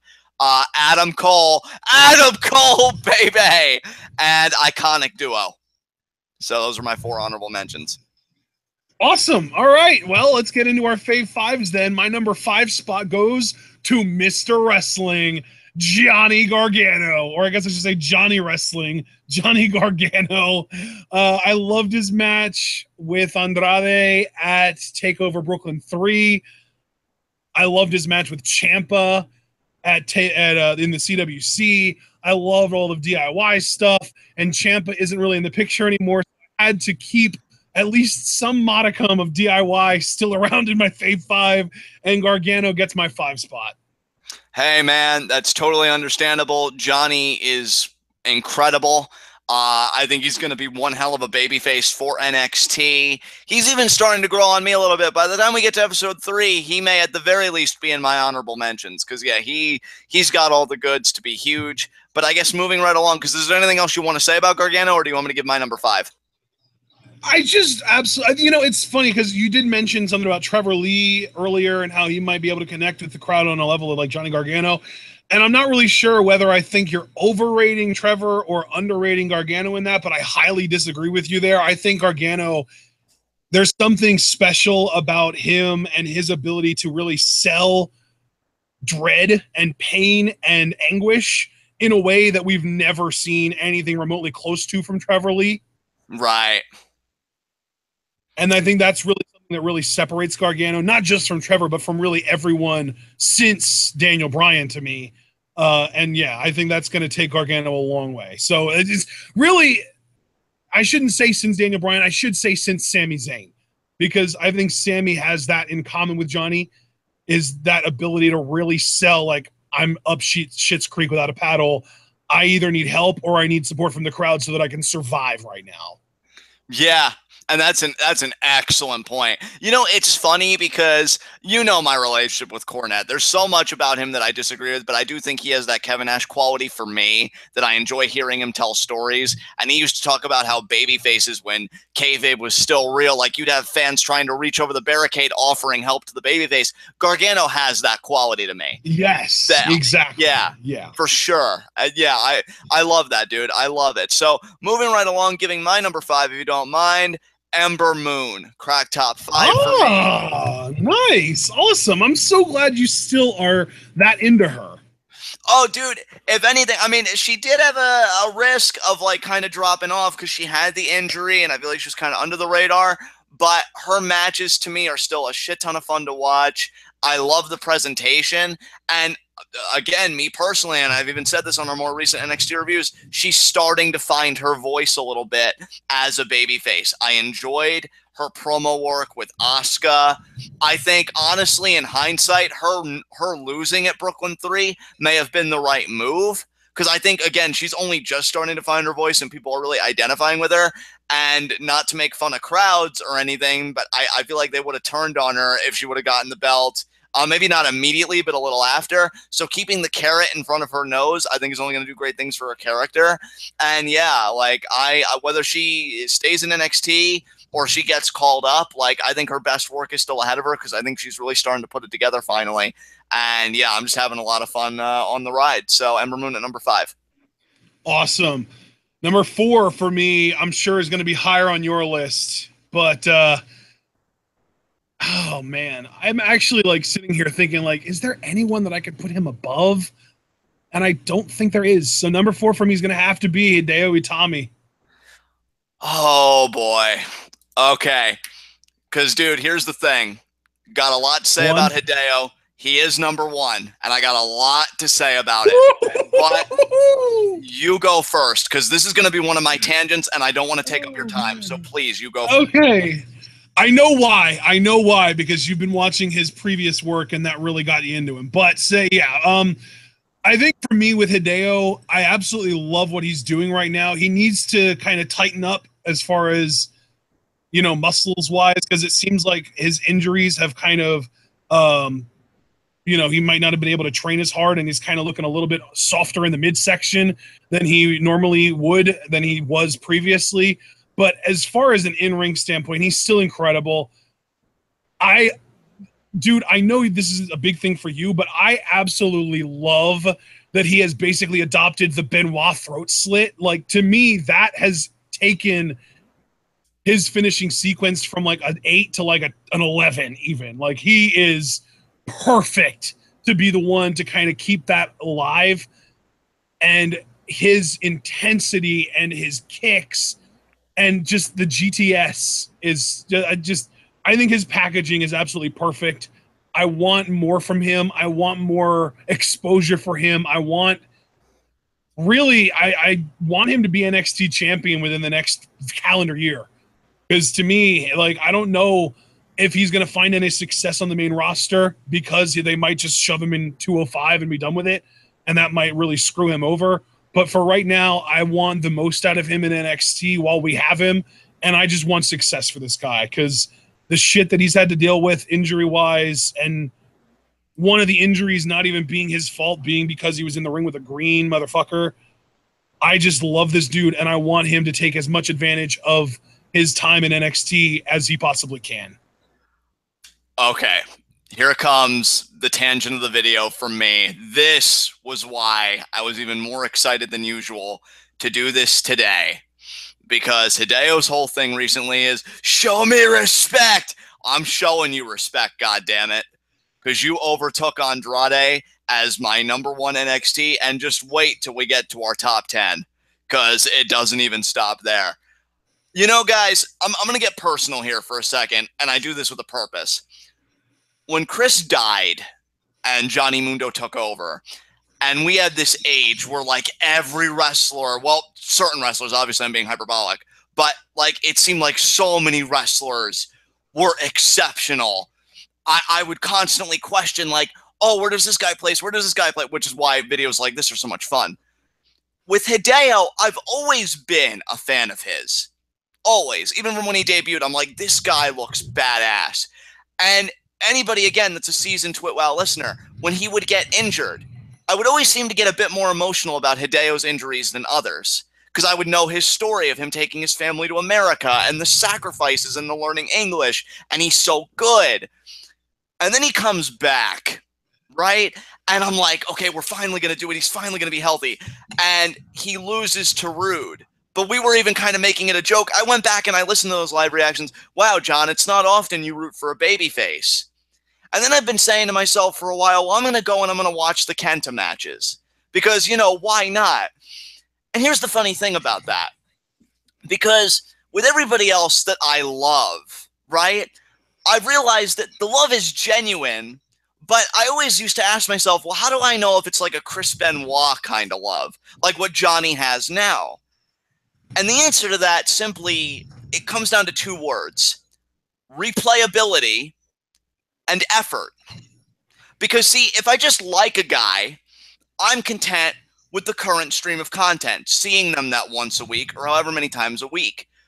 With Hideo, especially watching his Kenta stuff, I need more. I am addicted to this man, and that should terrify everybody. Because it's funny you mentioned the Benoit throat slit, which gets a rise out of me every time. I gravitated to Benoit as a kid because he was passionate, because he was intense, because he would knock a motherfucker out that even underestimated him for a second. And I wanted to be like that. Because as a kid, I always felt 2 feet tall, so weak, so small, so everything. Because you know the life that I came from. You know me well enough to know I came from hard shit, right. And wrestling was my first escapism I ever had. And I'm watching Kenta, and I'm calling him Kenta because I love the name Hideo Itami, but it's important I do this. And I'm like, this dude's fucking amazing. Like, he's just beating the shit out of me. And then I go and I rewatch the Hideo stuff, most recently the Aleister Black match. Shout out to my boy Brandon there because I know he loves Black. And even his Rude match and the finishing sequence with Rude, where he slaps the shit out of him with those open palm strikes and, yes, does the throat slit. I'm like, oh my God, I've already seen these matches, and I feel like I've watched them all over again, and I love them just as much, if not more. Like, the fandom is deep. I recently, just to really tell people, just to give them full context, like I said, this was going to be the tangent of the video. 2006, when he was 25 years old, because, you know, he is 36 now, he had a match with one of Ashton's favorites, Naomichi Marufuji, which that match was so fucking good to me that it may have, it's still a bit of a debate in my head, but it's the closest that anything has ever come to unseating Angle Benoit from Rumble 03 for my favorite match of all time. Now, much like Ashton with Eddie Guerrero and Naito earlier, anybody that knows me knows what a huge fucking deal that is. This man is incredible to me. He's one of the best wrestlers in the world to me. And I even, like, I know everybody's entitled to their own opinion, so I could take my anger and shove it up my own ass. I get that. But I know that I love this guy when I have a knee-jerk reaction to watching YouTube videos of him and people being like, oh, Punk does the GTS better, when Kenta innovated the fucking move. I'm like, I want to shake these people. Or people that are like, oh, he's so injury prone, he sucks. And I'm like, you don't even know. You don't even, like his matches with Oni Lorcan, where like Oni's chopping him and he's like, come on, come on, come on, and he fires right back. I'm like, yes. Yet there is something about watching this man whether it's Hideo recently, even with the heel turn, or as Kenta, that makes me feel like a goddamn kid again. And anybody that can do that, anybody is just right there. Right there. Like, he really is. It's really starting to get to that point. Because I still have matches saved up that I was going to devote this weekend to catching up on all the reading I missed. Fuck that. I'm going to be watching more Kenta matches this weekend. And you already said that you're going to make me a shirt because it's a fucking crime, WWE.com, that you only have one Hideo shirt in your inventory. Fuck that. I'm going to let this talented motherfucker hook me up with a shirt. It'll be worth the $20, $25 that I'll have to shell out. Like, dude, again, and I said it was going to be a tangent, so it's not like I didn't warn you guys. I want this guy's matches so much in my goddamn bloodstream that I know you and Deluxe, man, like other people have been mentioning, like his ROH work. I contacted ROH personally because I was thinking about getting a subscription to their video on demand service, but I wanted to know that their Kenta stuff was on there, and they said unfortunately not. If they would have said yes, I would have gotten a video on demand subscription with Ring of Honor. I was looking for a DVD that is no longer in production that ROH made. It was Kenta Go to Sleep, and it had like all of his big matches. I wanted to buy it, couldn't find it.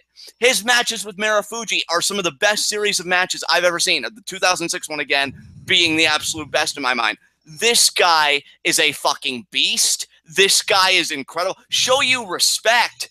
Show you respect. Motherfucker, not only will I show you respect, I will be the first one to get on this soapbox that I am privileged to be a part of and say that not only do I want him to be NXT champion, but if that can't happen, I don't care if it's as a face or as a heel, I want him to go up. I want him to go to SmackDown Live. I want him to become WWE champion. And even if he's not WWE champion, I want him to have a match with Shinsuke Nakamura. I want him to have a match with John Cena. I want him to then go to Raw and work with Seth Rollins and Finn Balor and Samoa Joe. I want him to work with fucking everybody because I want to see him knock everybody the fuck out. I adore this man. I was so excited to come up here today and say that if anybody, because Johnny Mundo overtook Chris Benoit, but if there was a new Chris Benoit where I'm into the intensity, the passion, the aggression, the attitude, Hideo is it. Because I watch his shit and I just gravitate. After that Marufuji match from 06, I had to get up from my chair and I paced for 3 minutes to calm myself down. That's how pumped I was. I'm playing 2K16 right now. I'm doing universe mode with him, and I'm still trying to become world champion, but I'm just enjoying kicking heads off. This guy does it for me, and he's been doing it for me for the longest time, and I'm just now putting it all together, and it is the best fucking feeling. So I apologize for the tangent, but that's the longest I'm going to speak about anybody because I've tried to keep my other entries as succinct as possible because I knew I was going to do this. But people need to understand when I give him the #1 spot, that's why, because even with Andrade, and let me say that too, because I know he was #1 in episode 1, I've never gone back and watched the La Sombra match. But not only did I go back because I cared enough about Hideo to see his work as Kenta, I don't want to stop. And I have got stuff on my YouTube page that I've liked. I found stuff on Vio, of all things, like this third-party video site, because I have been scouring the fucking web. Vio as in like VEOH? Yeah, yeah. Like, oh my God, it's been so long since I've heard of that. That's amazing. I've been scouring the web for these fucking matches, dude, because it is my goddamn heroin.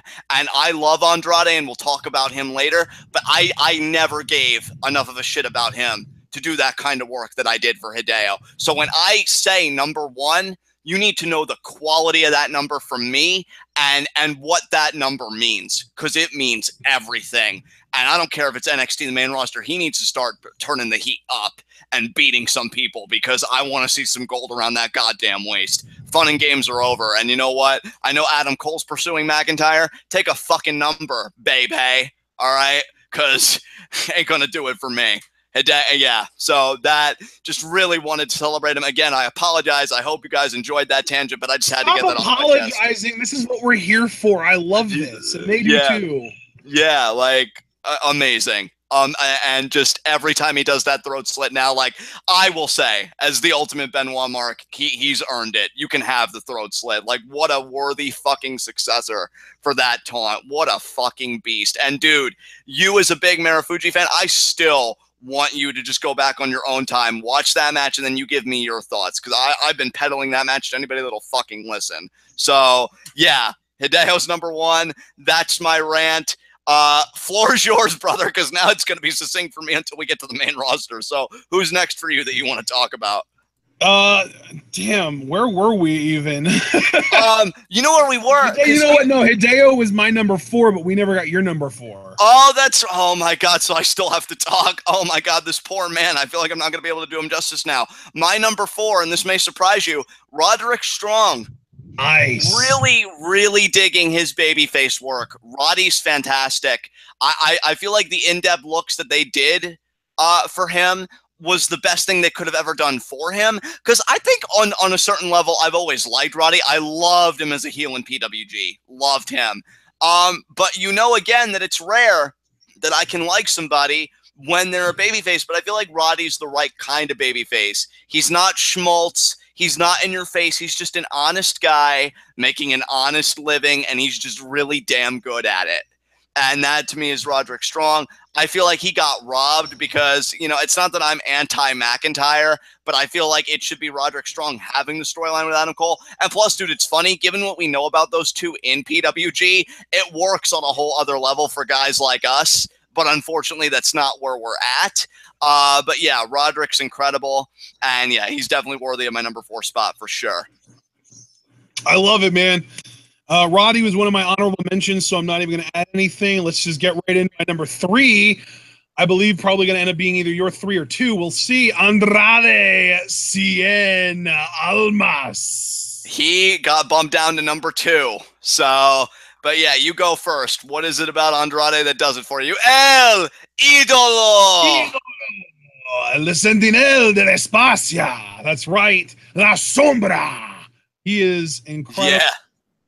I wish we would have seen more of him between our last 5v5s video and now, because really we've just seen like him losing to what's his face and then beating him down, and then the match with, I want to say, Jose that he beat recently, and then the takeover match with Gargano. So that's really all the exposure we've had to Andrade since our last video on 5v5s. But he's still as excellent as ever.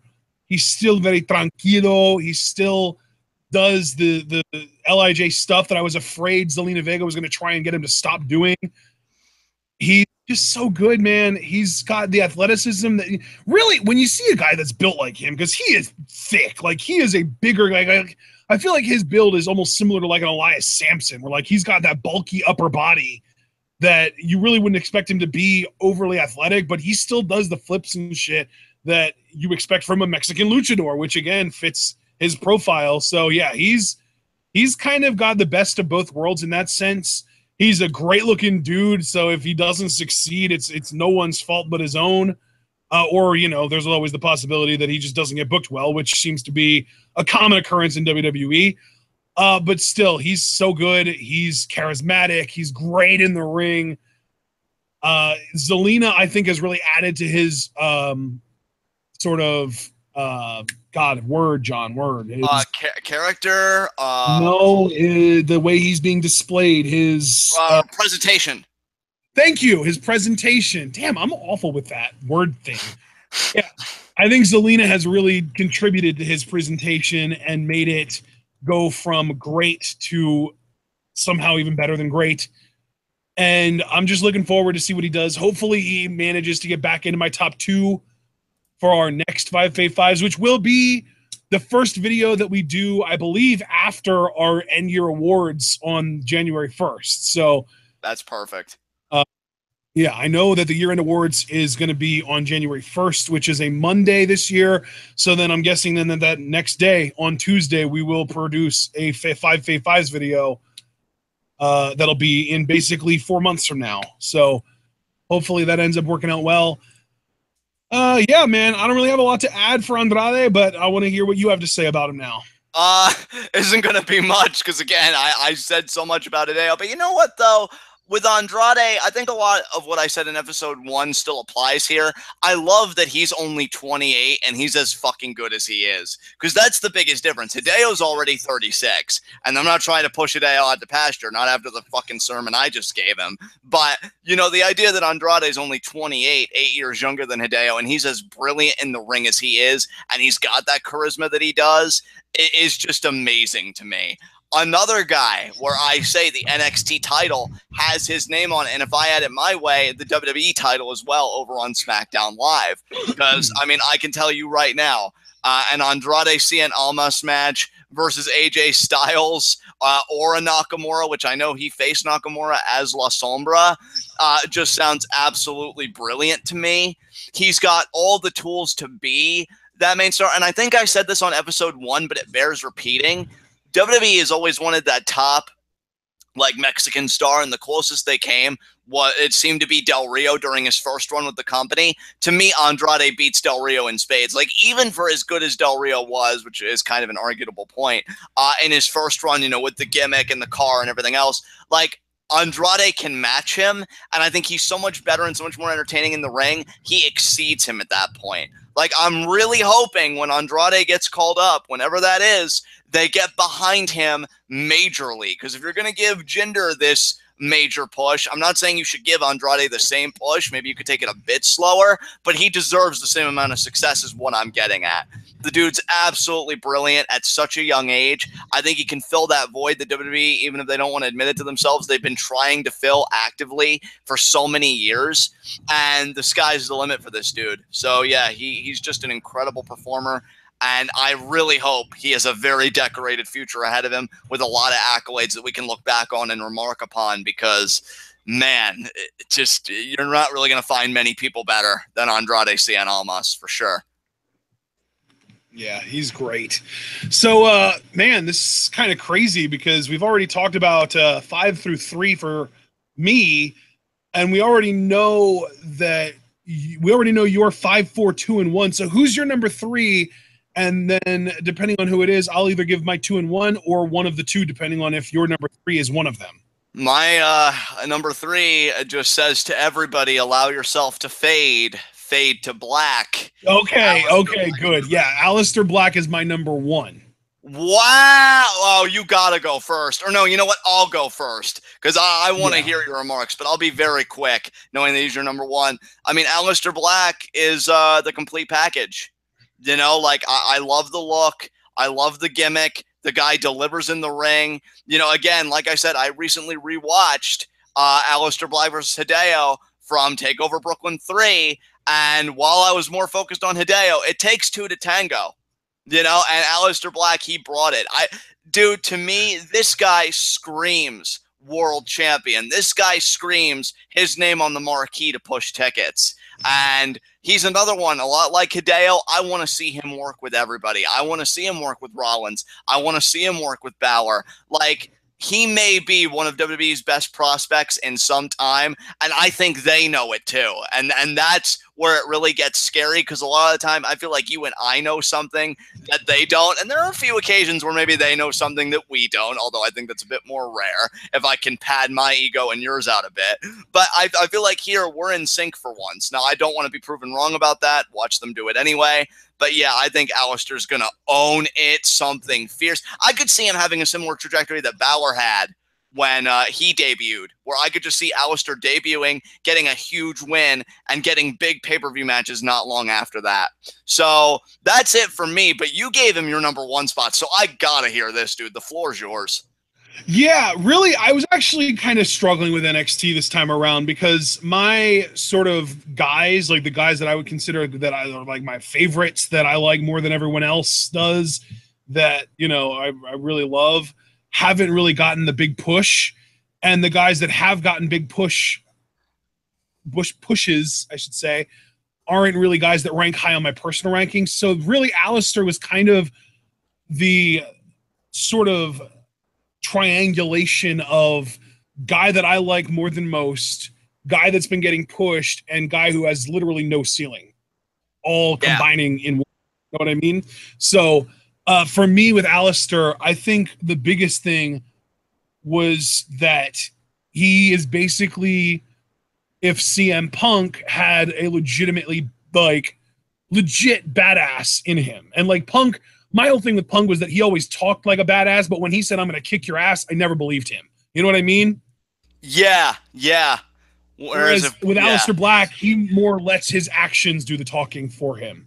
So to me, it's I don't know how good of a talker he is because you really haven't heard him talk much in NXT, but it doesn't really matter as much as it would with a guy like Punk because you can believe him kicking someone's head off, even if it is like a big show or a big cast or a Kane or someone like that. Like he just has that aura about him where if someone pisses him off, the only other thing that's going to be coming off is their head. Are you still there, John? John, are you still there? All right, guys. I don't really know what happened there. John either muted his mic or lost internet or something. Sadly, he's telling me to hold on here. He left the group chat. I'm assuming he's going to kill his Chrome and then rejoin. But you know what, guys? While he's taking care of his business, I'll continue talking about Aleister Black. He, to me, I already mentioned he doesn't really have a ceiling. To me, he could be a Universal Champion. He could be a WWE Champion. He could be a guy that you could believe taking on someone like a Brock Lesnar, Samoa Joe, maybe not necessarily a Braun Strowman because of the ridiculous size difference there, but most of the guys that would be in that like big time title contention, I could see Aleister Black taking on and beating. I want Black versus McIntyre. I wanted Black versus Rude for the longest time. I think McIntyre is going to be a really good example, though, of why Aleister Black can be in the ring with anybody, regardless of size, and still look very credible and like a badass. So that's going to be very interesting to see. And yeah, that's about all I've got to say regarding Black. So I guess when John gets back, I can reveal my number 2 because Aleister Black was my number 1. And all 5 of John's top 5 have already been revealed. And all but my number 2 has been revealed. So the irony is the last people to get talked about is going to end up being my number 2. Welcome back, John. I really apologize for that. I have no idea what went wrong. I just know you started to taper off when talking about Black. But where are we in our commentary now at this point, just so we can get a reset? Are we on the main roster now? No, I just got finished talking about Aleister Black, so we can move on to the only person in NXT in either one of our Fave 5s that neither one of us has talked about yet that we only have left, because your entire Fave 5 has already been revealed. 4 out of my Fave 5 has been revealed. The only person left, or I kind of gave it away there when I said people, is number 2, which I gave to the Iconic Duo. Ah, nice, nice. You are really, really loud now, though, dude, so make sure to pull your mic away. Is that better for everybody? Now you're echoing, not so far away. Damn it. Is that good? There we go. There we go. Okay. Oh, and yeah, my number 2 is the Iconic Duo. And this, similar to the Toriano pick, my number 2 goes to an entity that's just consistently entertaining, awesome. Like, I think that this is one of the most underrated acts in the WWE right now. They have the look, they have the talking chops, they have the charisma, they have the in-ring. There are no flaws in the Iconic Duo. You could call them flawless, but that would be plagiarizing your own intellectual property.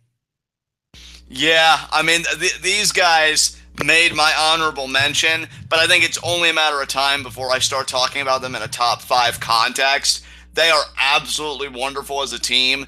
I do think Peyton, it seems right now, has a greater trajectory as far as singles goes, but I think that's because we really haven't seen the best from Billie Kay yet. So, but yeah, I love the Iconic Duo. Definitely agree with you that Peyton is a notch above Billie. I think that she is a notch above pretty much across the board, too, because I think she's a little bit better on the mic, a little bit better with the acting, a little bit better in the ring. So she's just like a little bit better than Billie at pretty much everything except being tall, because I think Billie's like 5'11" and Peyton's like 5'7". So, yeah, I think Peyton really And Alex, you're saying that you hear everyone that loves them online. Clearly, you haven't been to some of the corners of the internet that I've been to, because there are a lot of people that think they're just straight up trash, that they can't wrestle, that they're bad, that they suck, whatever. And I just wanted to kind of bring up that they're not any of those things, that they're actually really freaking good. Right. Yeah, the Iconic Duo got my number 2 spot. Aleister Black was my number 1, as we discussed. So now I think we can move on to main roster WWE. All right, yeah. Now that everything's stabilized, I apologize again for the hiccup, but I guess I go first, so I'll be giving my honorable mentions for the main roster. Rusev, Kevin Owens, the Usos. Whoa. Kevin Owens is an honorable mention? Yeah, he got knocked off, dude. It was a rough month for KO, or a rough 4 months for KO, given how great everybody else would seem to be. The Usos, which that was a close one. Arya Daivari, Neville, and Naomi are my honorable mentions. Okay. Wow. Well, you blew my mind already. So let me get mentions, I guess. Breezango are in my honorable mentions. Nice.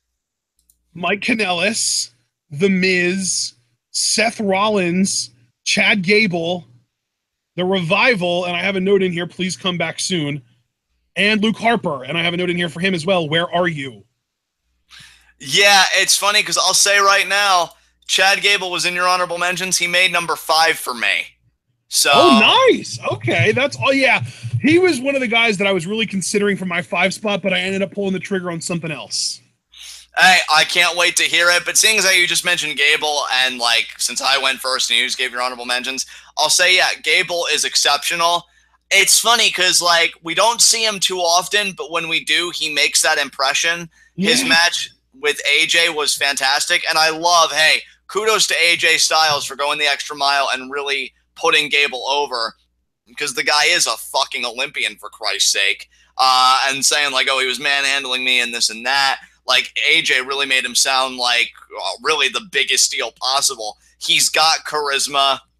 I mean, the smacking talk segment he did with Brian and Renee, where it's like, oh, were you a virile 5-year-old? Like, look at me. Of course I was. Like, I love that Gable, like, to me, Kurt Angle said in his Hall of Fame speech, don't be afraid to take chances. Don't be afraid to take risks with your gimmick. I feel like that's more emblematic of Gable's personality and the things he's willing to do than Jason Jordan, who seems more stiff, more conservative, more dull, really, to put it in the plainest possible terms. I think Gable hopefully has a very bright future. And we know that with certain acts I love, WWE just loves to bend them over. And well, I'll leave your imagination to do the rest. But I think Gable has all the goods. I love the dude. And when we start seeing him more regularly, like he's a guy that I'd pop for if he qualified for a Money in the Bank ladder match, because I'd be pulling for him to win it. Like, that's Gable to me. So yeah, he cracked my top 5, and I'm just happy to celebrate him here on my formal Fave 5 list. Whereas Kevin Owens got seriously demoted. So there you go. Yeah, that shocks me with how viciously you Kevin Owens in our live reactions. Because I'm a prick, damn it. But who's your number 5? My number 5 is one of your honorable mentions as well, the Usos. Yes.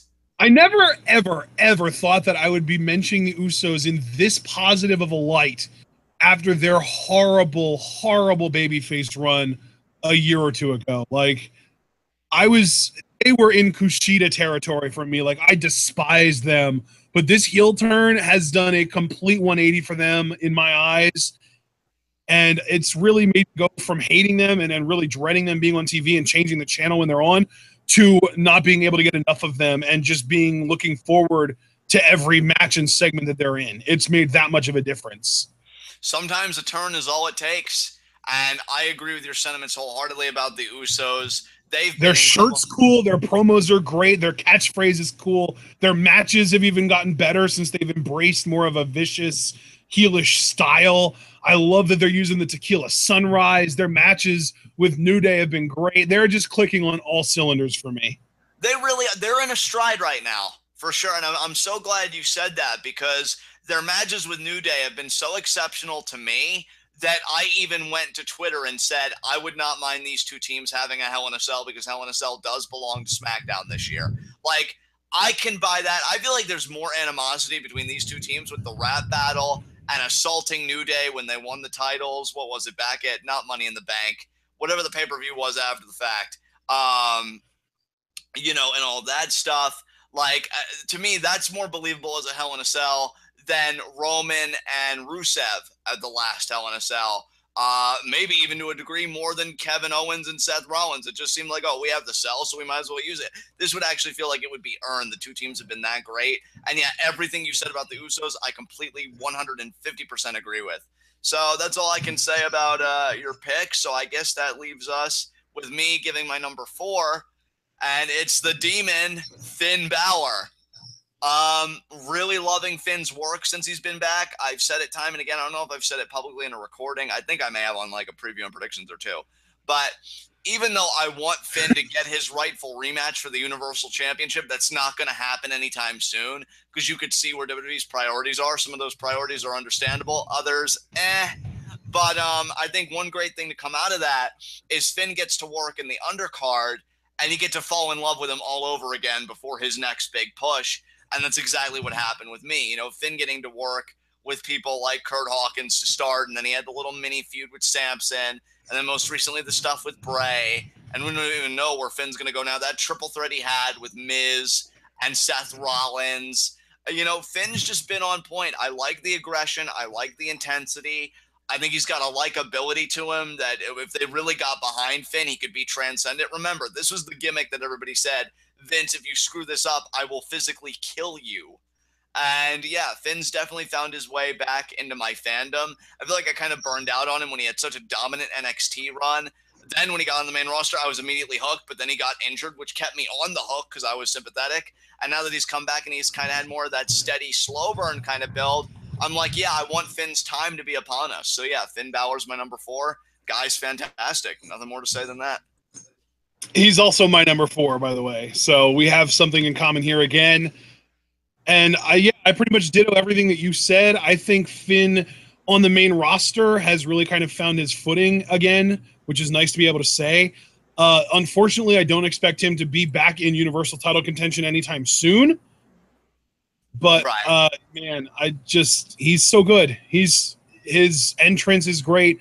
I feel like the WWE already did kind of screw him over with giving away that he was going to be the Demon at SummerSlam so quickly. I think it's better when it's more of a surprise, when people who aren't just expecting him to be the Demon on every pay-per-view, people that aren't expecting it are surprised by it. I think that's a great sort of situation, and they kind of screwed him out of that. So, yeah, I would completely agree with everything you said. Is there anything else you want to add about Balor before? I guess you would give your number 3 to start, right? No, we're still doing you first because remember you gave Gable first, you gave Balor first. So who's your number 3? The Samoan submission machine, Samoa Joe. The top 3 for the main roster. Let me say this right now: the top 3 for the main roster was immensely more difficult in my mind than it was for episode 1 of this series. Like, because it really was a power struggle between Joe and the other 2 guys who obviously outranked him. Joe, to me, it's come at the right time. I've loved his promos. I've loved his intensity. Could the booking at Great Balls of Fire have been better? Sure. I hate that he lost to 1F5, but Joe to me is a badass. I look at Joe. I know shit's going to go down. He delivers it on the mic. Him choking out Paul Heyman, I think, is still my segment of the year so far this year in 2017. Just how he calmly talks to him. You need to understand that something very bad is going to happen to you right now. And just the whole thing, I was dying. I was glued like every second. I mean, hell, Foster just said, I'm a straight male and all, but Joe is so good, I want to kiss him. Yeah, Joe is just cooking on all cylinders. I wouldn't be surprised, depending on where he ends up in the next 4 months, if he would at the very least be the number 2 spot. Not so sure about number 1 because the guy I got on number 1 is just owning the fucking world right now. But yeah, Joe definitely has potential to elevate, and I'm loving everything he's doing. So Joe came in at number 3 for me. Absolutely. I love it, man. I love it. I'm not the biggest Joe fan. I do have an appreciation for him for sure. His promos are great. His matches get a little bit on the repetitive side for my liking, but again, we're in WWE and everyone's matches are repetitive.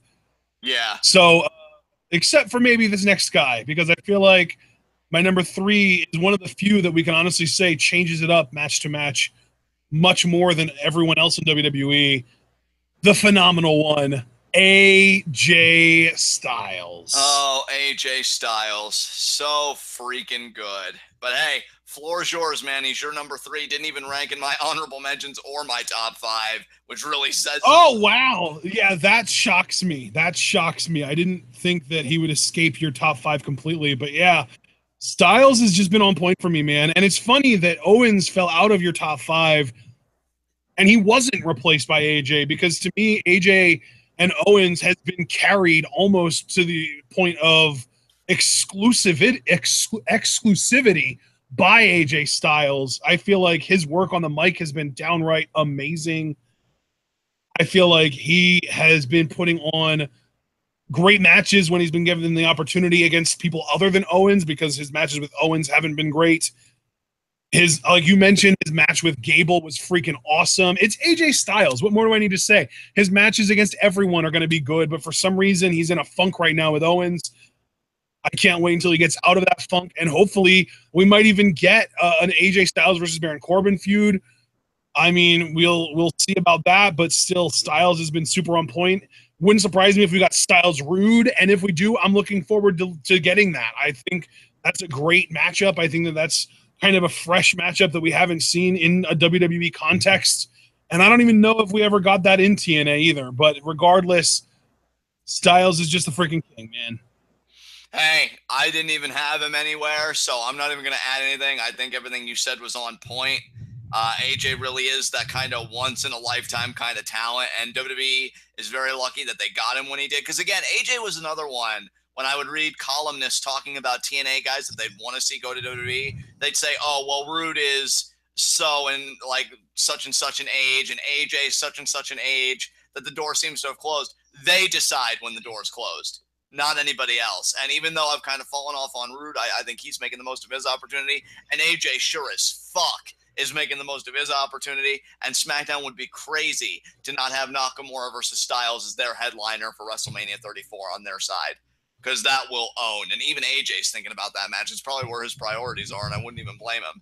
So, yeah, I love what you had to say there. Coming in at number 2 for me, Seth freaking Rollins. Ah, nice. I love this, man. I feel like I am starting to turn a corner with baby faces a little bit. I think we can give me that credit. There are some baby faces. Like, there's a heart in there somewhere. But Seth's great, man. Like, you know what's so funny about guys like Seth and AJ? There was a point in their careers where they were known for their shitty mic skills, but they've gotten so much better since then.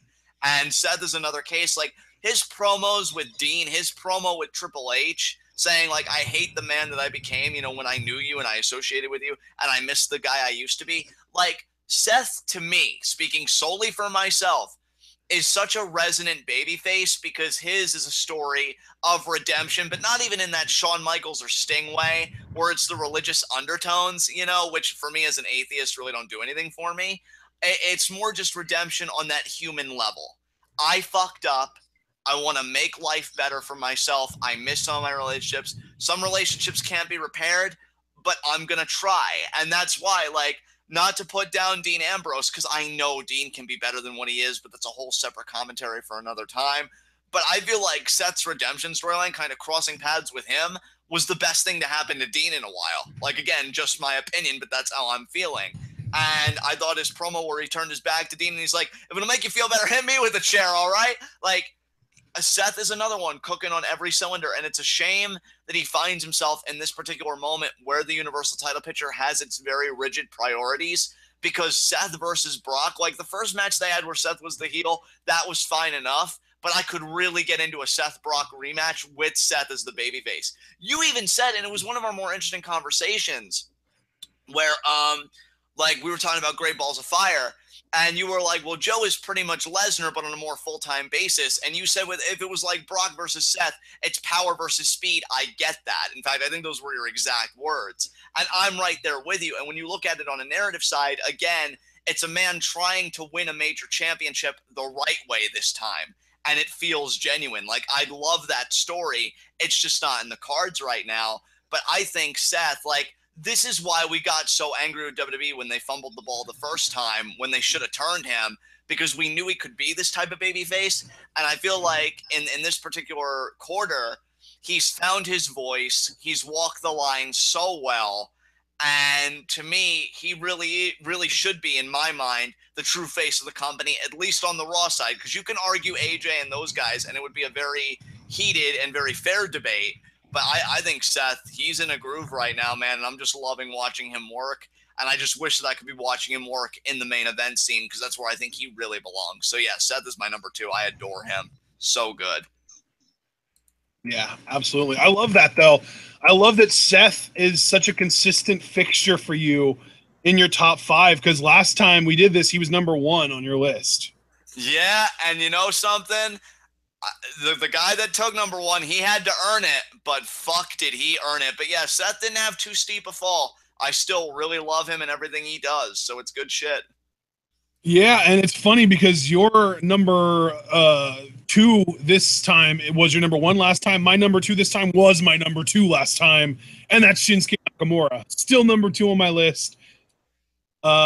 Sadly, he's